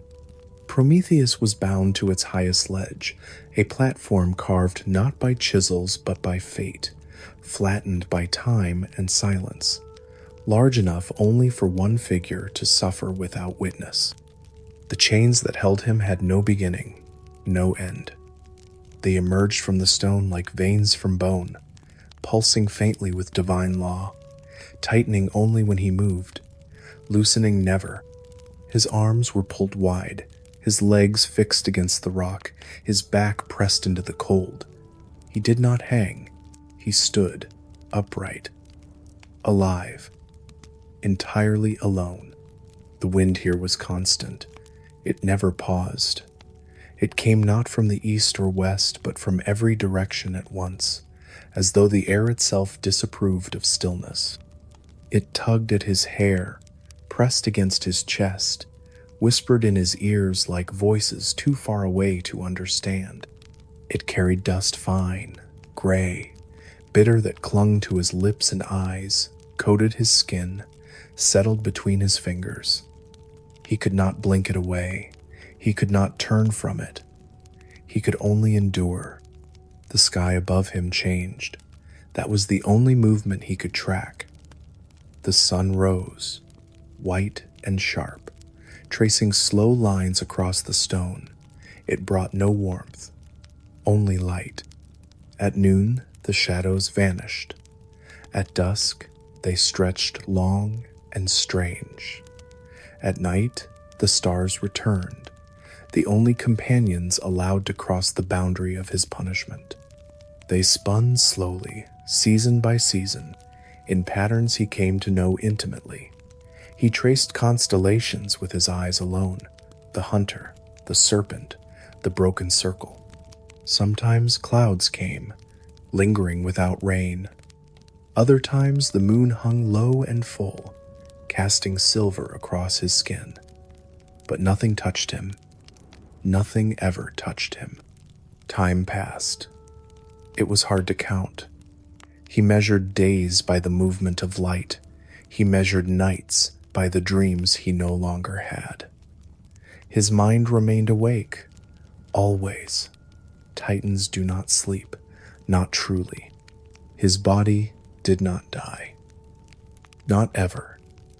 The pain had not yet begun, but the weight of silence had.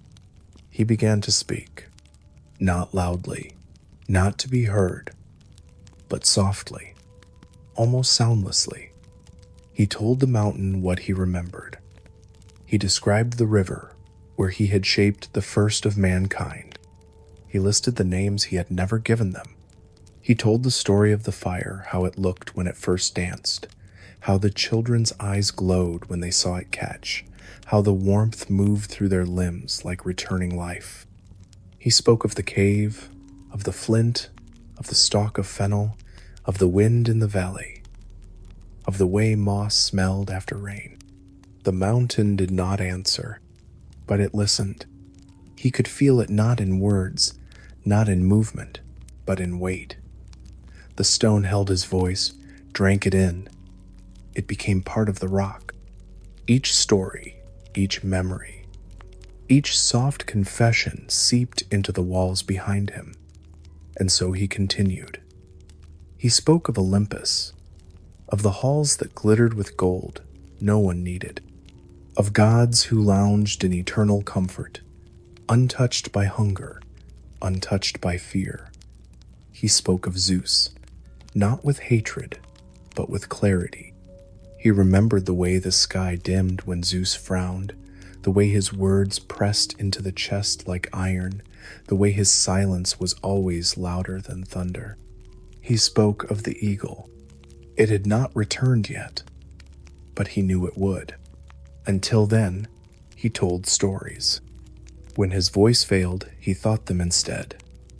Long strings of memory that looped and returned. He imagined the humans now older, taller, building shelters, arranging stones, singing their fire songs. He wondered what names they had given the flame. He wondered if they remembered him. He hoped they did not. He began to imagine the mountain differently. At first, it had been only a surface stone, wind, sky.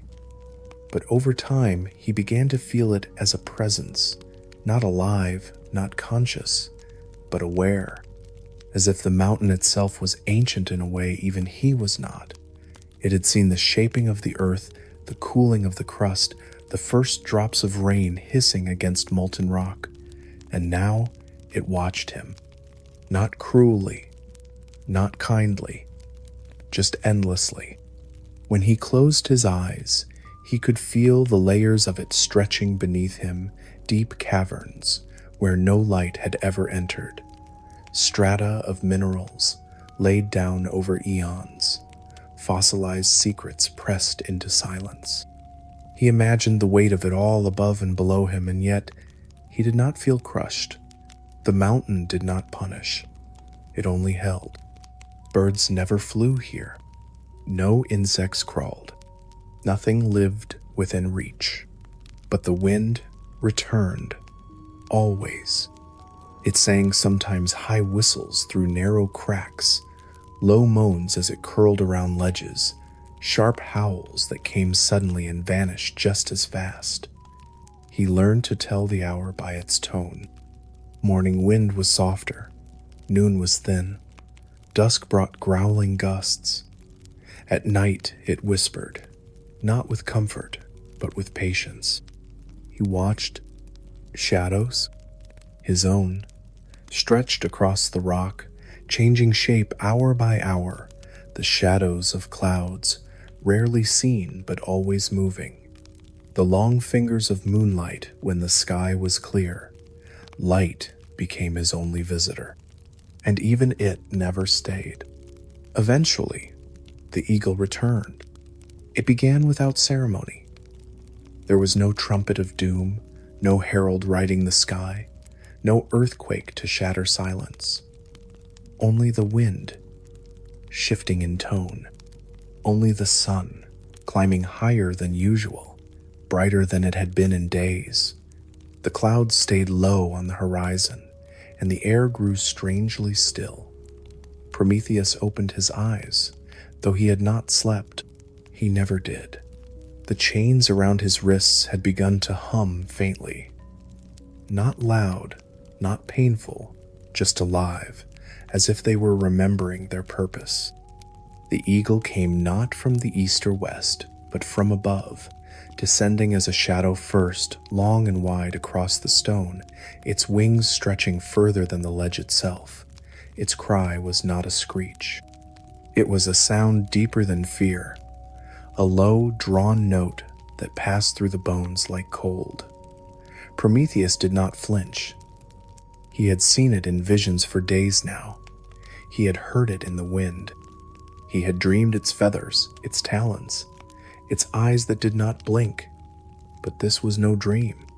It landed silently, the air folding around it like cloth. The moment it touched the stone, the wind stopped altogether. The mountain listened.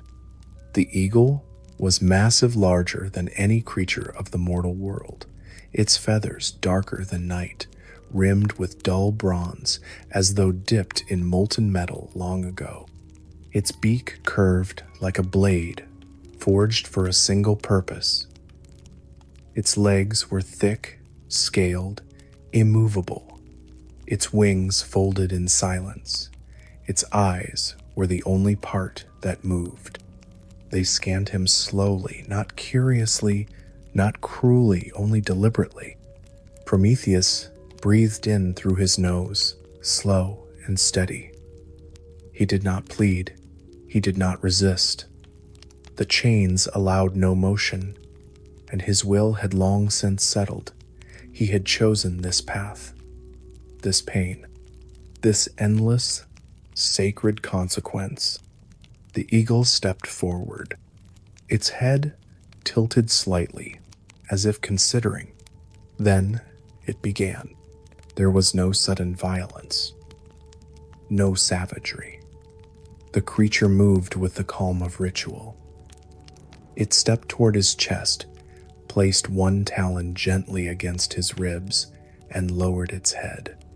The beak pressed against his skin, cold at first, then sharp, then wet.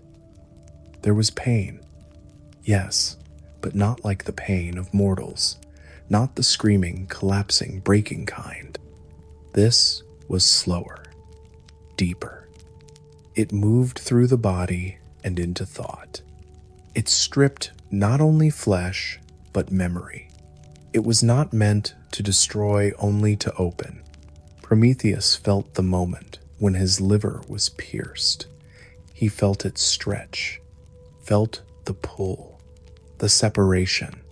He gasped once, not from terror, from recognition. This was the price. This was the balance. The fire had been given, and now the giver would be emptied. Time stopped. He could no longer see the sky. The world narrowed to sensation, to the steady movement of the beak, to the weight of the eagle's body as it leaned against him, To the thick, wet sound of organs being pulled into light, his eyes did not close. They remained open, fixed on the far horizon, watching a distant mountain where snow fell silently, untouched by this moment. His mouth did not cry out, but inside his chest, something ancient ached, not with regret, not with anger, but with grief. Grief not for himself, but for the world that still did not know what it cost to be warm. The eagle finished its work as it had begun quietly. It stepped back, feathers slicked with red, and shook its wings once, sending droplets into the air that caught the sunlight like rubies. It stared at him again, expressionless, then lifted from the ledge with a gust that stirred the dust and left silence behind. Prometheus sagged in the chains, not broken, not lifeless, only hollow. The wind returned, gently, as if offering breath. The mountain said nothing, but its presence was steady. Beneath his feet, the stone vibrated softly, almost comfortingly. The sun passed overhead, and the sky remained clear. Clouds returned only near evening, drifting low like sleeping animals. Prometheus did not speak. He could not. He simply endured. Then it began again. Not the eagle. Not yet. The healing. Slowly, without sound, the wound in his side closed. Tissue knotted. Flesh reformed. Blood dried. The liver, torn away just hours ago, began to knit itself back together. Not quickly. Not mercifully, but completely. The divine body of a titan did not know how to die. It only knew how to begin again. By nightfall, he was whole, but no longer untouched. Pain did not vanish. It remained as memory, folded into the muscles, tucked beneath the ribs. A shadow now lived in his chest, quiet but present. It would not scream, it would not warn, but it would never leave. The eagle had made its mark, and that mark would remain. The stars emerged. He named them again. The same names. The same constellations. He traced them one by one, blinking against the wind. He did not sleep. He watched, and he waited, because he knew tomorrow the eagle would return, and the day would begin again. There were long hours when nothing happened. No eagle, no pain. No movement in the sky. No change in the wind. Only the stillness of stone and the slow shifting of light. During these hours, Prometheus remained awake, suspended in the hush between days. His arms still bound, his chest still exposed, his legs anchored to the ledge, but his thoughts, unchained, wandered. They moved not quickly, not urgently, but in long, slow circles, like clouds turning over the mountain, like the stars tracing arcs no one else could see. He remembered the fire, not the fire that punished, the fire that comforted, the one that cracked and whispered, the one that turned night into softness. He remembered the warmth of it on human skin, how the children leaned close with wide eyes, how their fingers reached for light not to take it, but to feel it. He remembered the sound of kindling catching, the scent of moss smoke, the sigh of a log collapsing inward as it burned. He could feel it even now, even here, in the thin air, not on his skin, but beneath it, in the memory of what warmth used to be. He thought of the cave, of how dark it was before, of how the shadows used to stretch endlessly across the walls. He remembered how they used to sleep huddled together for heat, how silence pressed in on all sides like another kind of hunger. He thought of the first ember, how small it was, how carefully he had breathed on it, how it glowed with a fragile golden thread, how the air had changed when it came alive. That first moment of transformation, when light was no longer a gift from the sky, but something born from within. He repeated these memories again and again, not because he forgot, but because he needed to keep them warm. Without motion, without time, without sound, his mind became his fire. He turned over every detail, the shape of their hands, the sound of their laughter, the way their eyes caught firelight. Sometimes he whispered to himself, not for company, but to keep rhythm, to make sure his mind did not fall silent. He thought of the girl who burned her fingers, how she cried at first, then returned the next night, sitting even closer. He thought of the boy who made shadows dance across the wall, creating stories with his hands, wolves, birds, giants. He thought of the elder who brought coals to another cave, wrapped in moss, and how the light spread like a secret told with love. He thought of their voices, not language, not yet, but sound, humming, rhythms, songs that came not from the mind, but from the body. Fire had taught them to sit, to stay, to sing. It had given them not only light, but time. He thought of time. Here, on the mountain, time had no shape, no clock, no counting, only the passage of wind and the slow return of pain. He tried to measure it in his own way. One breath, then another. One thought, then the same. He created rituals inside his mind. Wake with the stars, greet the sun, name the clouds, remember the fire, repeat. He counted the days not in numbers, but in memories. This was the day of the golden ember, the day of the first dance, the day the child discovered smoke, the day they fed the flame, and it answered. The day the mountain heard a story, the day the eagle first tore, the day the eagle returned, the day the eagle returned again, again, again. He did not forget. Even when his body ached, even when his mouth dried, even when the chains pulled tight and the wind roared louder than thought, he remembered. He repeated. The fire, the warmth, the songs, the lives changed by a gift. Some days, he imagined new memories, ones that had not happened yet. A child older now, teaching fire to another.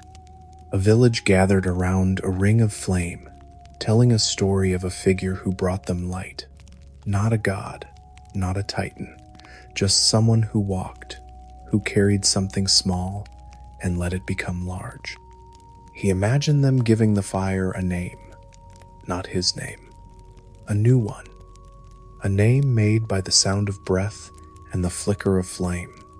He smiled when he thought of it, a name born from joy. Sometimes he dreamed with eyes open.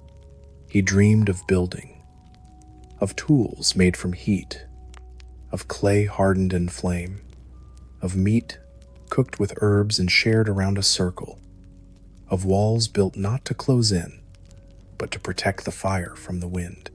He dreamed of winter and humans gathered close, not afraid. He dreamed of spring and humans carrying embers to new lands, of torches lighting caves, of sparks born from stone, of fire passed from hand to hand, generation after generation. He dreamed of a world with light at night. He held on to these dreams because the pain returned, always. It crept in first as tightness, then as silence, then as wings. The eagle came again, and the ritual began anew. Flesh opened, time broke. And when it ended, when the feathers vanished into the sky, Prometheus remained, broken but whole, silent but full. and he thought again. The fire, the warmth, the child, the ember, the gift, over and over, until the sun came, until the stars returned, until his body healed, until the silence filled again, and he remembered. While Prometheus endured the mountain and the slow circling of stars, the world below him changed. It did not change suddenly, not like storms or floods or the crack of earth beneath the feet. It changed like the growing of roots, the smoothing of stone under water, the turning of seasons through 1,000 soft days. The humans, who had once huddled in silence, now woke to purpose. The fire had not made them gods. It had made them aware of time, of warmth, of each other. Their days began with light, not the sun, the fire. Each morning, before the sky brightened, the oldest among them would stir the coals, brush away ash, place dried leaves and thin twigs at the center, and breathe. The breath was always slow, reverent, learned through repetition.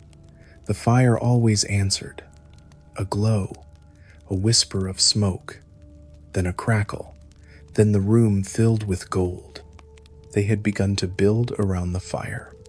At first, it was small Morse stones, a ring of dry logs to sit on, a lean-to made of sticks that leaned away from the hearth, letting the smoke rise through open air. But soon, they began to shape true homes. Not because they sought walls, but because they had something to protect. The fire, alive and central, demanded care. So they built structures of woven branches, then coated the walls with mud, then discovered that clay hardened when placed near flame. They learned to mold it into flat pieces, let them dry, then lay them in circles. The first ovens were born. Food changed next. They cooked everything now, not just meat, but roots, berries, even leaves. They noticed how bitterness softened, how textures shifted. They began to experiment, to combine. A root boiled with bark, a nut roasted near coals. They placed stones in the fire and dropped them into bowls of water to make it boil. They learned patience. Fire did not rush. It transformed. And they adapted. Then came tools. They found that wood burned, yes, but not always. When held near the fire and turned slowly, it hardened. Spears became stronger. Handles lasted longer. They began to shape tools not just to survive, but to last. Stones were heated and split more easily. Bone could be polished near flame. Glue could be made from sap and ash. The nights were no longer feared. They gathered around the fire, not in fear, but in rhythm. They sang. The songs grew longer, more complex. Some were for children, others for hunters. Some honored the flames themselves, low hums, slow clapping, foot taps on dirt. They began to tell stories. They shaped memories into sound. They named each other. They named the fire. No longer it, now she, now he, now home. Children grew up knowing flame before they knew the stars. They learned to feed it, to speak beside it, to dream near it. Fire became part of language. Warm meant safe. Smoke meant food. Ash meant yesterday. They drew in charcoal on cave walls, spirals, circles, animals, hands. Fire was in their fingers now, even without the flame. They explored farther. The fire gave courage. They moved into forests they once feared. They carried embers in bowls of bark. Smoke trailed behind them. They lit new fires. They returned and told others what they'd seen. The world grew wider. Maps formed, not drawn on skin, but told in steps. 3 fires from the river. One ember passed the great rock. Distance became possible. They planted things. They noticed that seeds near the fire pit sometimes sprouted. They marked the seasons by when wood was easiest to find. They began to stay longer in one place. Settling became easier. The fire never moved, so they didn't need to either. They buried their dead with embers. They believed the warmth helped the spirit rise. They burned offerings, not because someone told them to, but because it felt right. Smoke rose. Fire danced. They saw it as breath going upward, not loss, transformation. The fire taught them about death. It also taught them about life. They watched how it consumed, but also how it gave. How it devoured wood, but left warmth. How it burned food, but made it taste better. How it took light, but gave story. They began to imitate it. They learned balance. They began to govern, not with rules, but with rhythm. The fire had its own needs: fuel, air, care. So did the group. They passed roles. Elders taught the young how to tend it. If it went out, the whole group mourned. They learned not to waste. They learned not to burn too much. They learned not to walk away while it slept. They dreamed. Dreams of fire walking. Fire with legs. Fire in the shape of a friend. Some said they saw a figure in the smoke. Tall. Watching. Not punishing. Just present.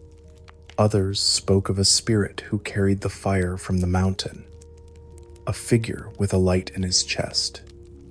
They did not know his name, but the story began to form. He walked in darkness. He climbed the world. He brought warmth. He paid a price. And now they sang, not for gods, but for him, Prometheus. They did not say the word, but they remembered, and every morning, when the first ember caught, they whispered thanks, not to the sky, not to Olympus, but to the fire. The fire did more than warm their hands. It lingered in their language, in their gestures, in the way they moved through the world. Even those who had never known cold, the way their ancestors had, even the children born in firelit homes, carried something in their bones that remembered what the world had been before the flame, even if they did not have the words to describe it. It was in the way they paused each night, in the way they circled the hearth before sleeping, in the way the youngest still reached toward the embers without knowing why. The gratitude was no longer spoken aloud. It had become motion. In the mornings, before the sun fully rose, someone always stood to feed the fire, not as duty, but as offering. A hand would extend, slow and gentle, holding dry grass or small twigs laid carefully on top of the sleeping coals. Breath followed, a whisper of air, steady, patient, like a sigh returned to the earth. When the glow sparked back to life, no cheer followed, no applause, only a stillness, a moment held in silence, as if to say, "You have returned again. We are still here because of you." Songs changed. They were no longer only for rhythm or comfort. They became memory. Long phrases hummed around the fire spoke of the first warmth, of the figure who carried the light from the mountain, of the night when the sky had no glow. Children learned these songs before they spoke full sentences. They swayed to them, tapping rhythms on their legs, repeating patterns with sticks and hands. The elders sang slowly, without show, their voices low, repetitive, like the breath of flame itself. Some carved symbols in the walls, spirals with dots at the center, wide U-shapes surrounding a line. Others drew shapes in the dust, circling stones, marking days by how the shadows curved around the fire pit. Time itself began to take the shape of fire.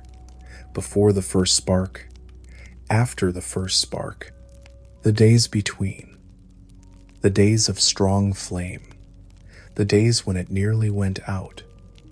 They did not count years, they counted glow. Villages sent coals to one another, sometimes wrapped in bark, sometimes carried in hollowed stones. A red ember traveling between groups was greeted with reverence. The one who carried it was treated with food and shelter. A sleeping fire, after all, could awaken again, and that was a gift more valuable than anything traded. Fire circles became places of counsel, of rest, of story. When disagreements rose, they did not argue in the open. They gathered around the hearth. One spoke, then silence, then the other, then silence again. The fire crackled. Its sound filled the space. Eventually, the rhythm of its light softened voices, slowed breathing, guided hands to stillness. Fire did not speak, but it made others listen. When hunters returned with food, they laid it near the coals before dividing it, a gesture not of sacrifice, but of thanks. When births occurred, the newborn was brought near the fire, and a palm held above its chest to feel warmth for the first time. When someone passed away, a single coal was carried to the place of burial and left at the feet, not to burn, but to remember. Seasons passed. Trees dropped their leaves. Rivers swelled. Winds changed. But the fire remained. Always central, always fed, always respected. There were no shrines, no statues, but some began to gather stones into shapes not of gods, but of flame itself. Curved stacks, low to the ground, surrounding a blackened center. Others placed smooth red rocks near the hearth, polished by hand until they shone. Some shaped clay into small bowls, leaving them empty beside the fire, as if offering space. The image of the one who brought the fire was never drawn, but he was present. In the stillness before the first spark each morning, in the silence after the song ended, in the hush that followed each time a child asked, "Where did the fire come from?" They didn't answer with names. They answered with breath, with stories that began, not with facts, but with feelings. There was once a darkness, and someone climbed. There was once a gift carried in silence. There was once a mountain, and something fell from it, glowing. They described footsteps, not wings, hands, not thunder. Someone who walked among the wind and did not ask for anything in return. And every year, when the sun fell lowest and nights lasted longer, the villages gathered for the fire's longest burning. A log thicker than any other would be laid in the hearth. It would burn through the night. No one slept. Children stayed awake, curled in furs, eyes wide, cheeks glowing. Elders told the old stories again, each time slightly different, but always ending the same way, and that is why we keep the fire. That is why we thank the warmth. That is why we remember. And Prometheus, still bound to stone, still wrapped in wind, still visited by the eagle, felt it. He could not hear the songs, but something passed through the clouds, through the silence, through the wind that curled around his chains.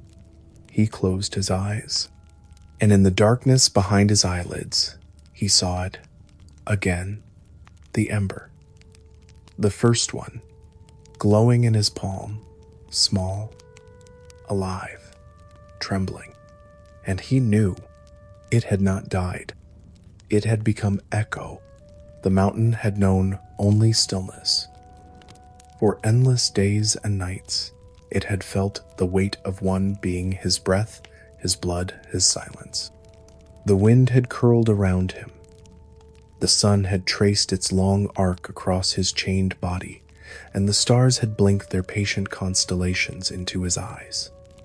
The eagle had come, again and again, wings outstretched, beak sharpened by repetition, hunger carved into routine.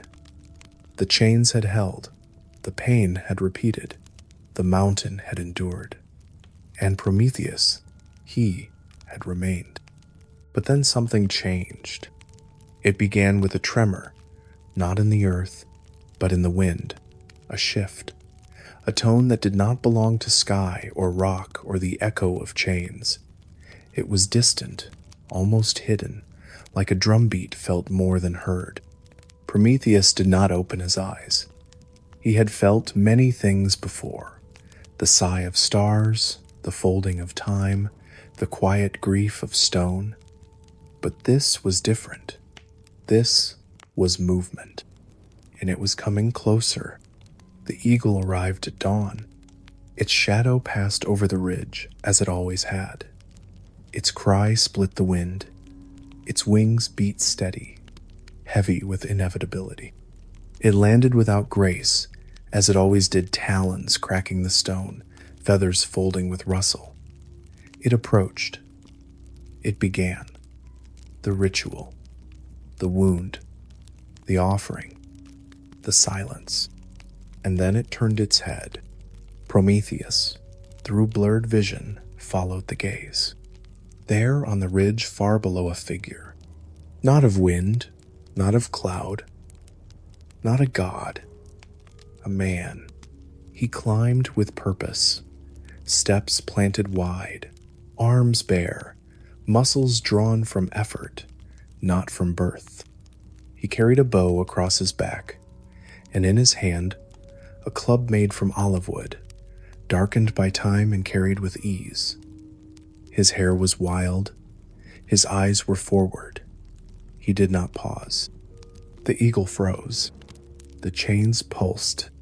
Prometheus blinked. The figure climbed higher. It was Heracles. He was not sent. He was not ordered. He was not guided by visions or commands. He came because he chose. Because stories had reached him half-whispered tales of a figure bound to stone, of a crime older than the gods themselves. He did not know all the details. He did not understand the full cost. But he had heard enough. Enough to climb, enough to act. The eagle screeched, louder now. It unfurled its wings. It stepped away from Prometheus, turned toward the intruder. Heracles did not flinch. He reached for his bow. The movement was fluid, as though drawn from memory. The arrow was not silver.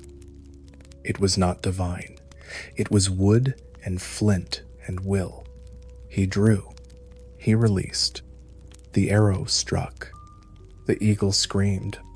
Feathers filled the air. Blood that shimmered like gold sprayed across the ledge. The creature staggered, tried to fly, failed. Another arrow, then silence. The eagle collapsed. Wings folded inward, eyes dark. It did not rise again. Prometheus did not speak. Heracles stepped forward. The mountain seemed to breathe. The chains began to tremble. They had not loosened in centuries. They had forgotten how. But now they remembered. Heracles reached for them. He did not pray. He did not shout divine words. He simply pulled. Once. Twice. The metal groaned. The stone cracked. Then brake. Prometheus fell. Not hard. Not painfully. But slowly. as if the mountain itself lowered him, as if gravity remembered him. His knees touched the ground. His hands trembled. His chest rose, free for the first time in lifetimes. The wind hit his skin like fire. The cold felt like heat. He blinked, and tears formed not from grief, from air. Heracles stood beside him, saying nothing. There was no celebration, no music, just breath. Prometheus looked up. The sky had never seemed so vast. The stars no longer stared. They shimmered, alive with distance. The mountain no longer crushed it held. The wind no longer accused it, sang. He stood, not tall, not proud, just vertical, whole. And he took the first step. Prometheus walked, not quickly, not far. His body, though healed, had forgotten movement. Muscles long bound now moved as if through water. Each step was new, each breath unfamiliar. The world greeted him, not with noise, but with space. No chains, no eagle, no summit. Only the long slope downward, the soft hush of wind through grass, and the sound of his own footfalls pressing against earth that no longer held him captive. He walked like someone returning, though he had no destination. Like someone searching, though he asked no questions. The land had changed. It was not the same as it had been when he first gave the flame. Villages stood where once there were scattered stones.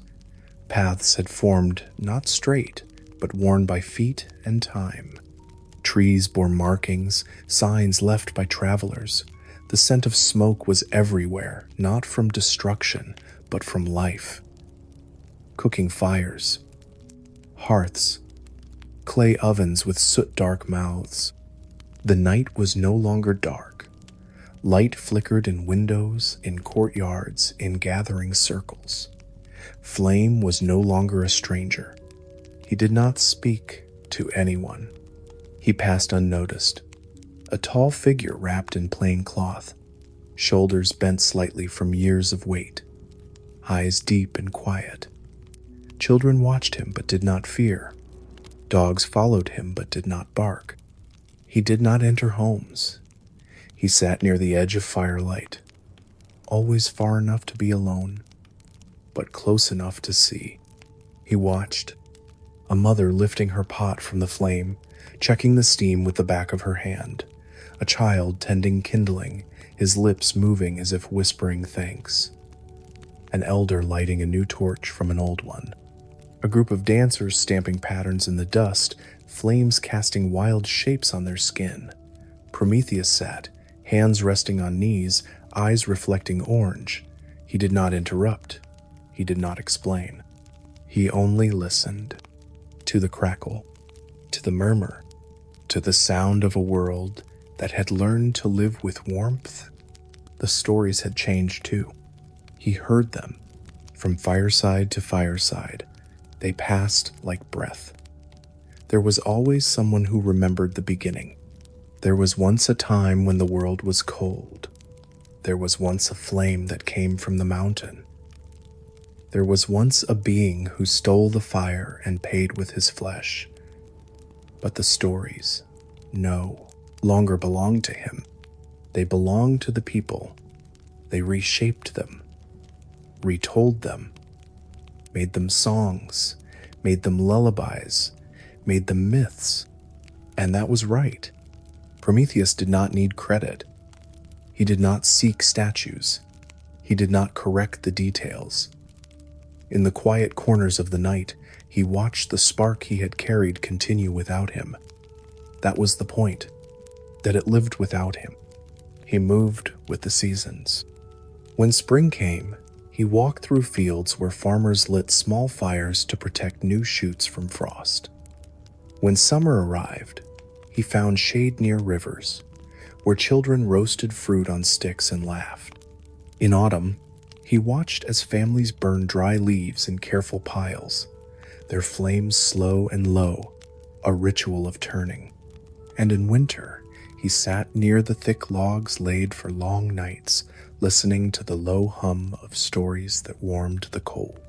He slept little, but he rested, often under trees, often near caves, sometimes beside old stones marked by char and moss, the places where the first fires had once burned, now forgotten by all but him.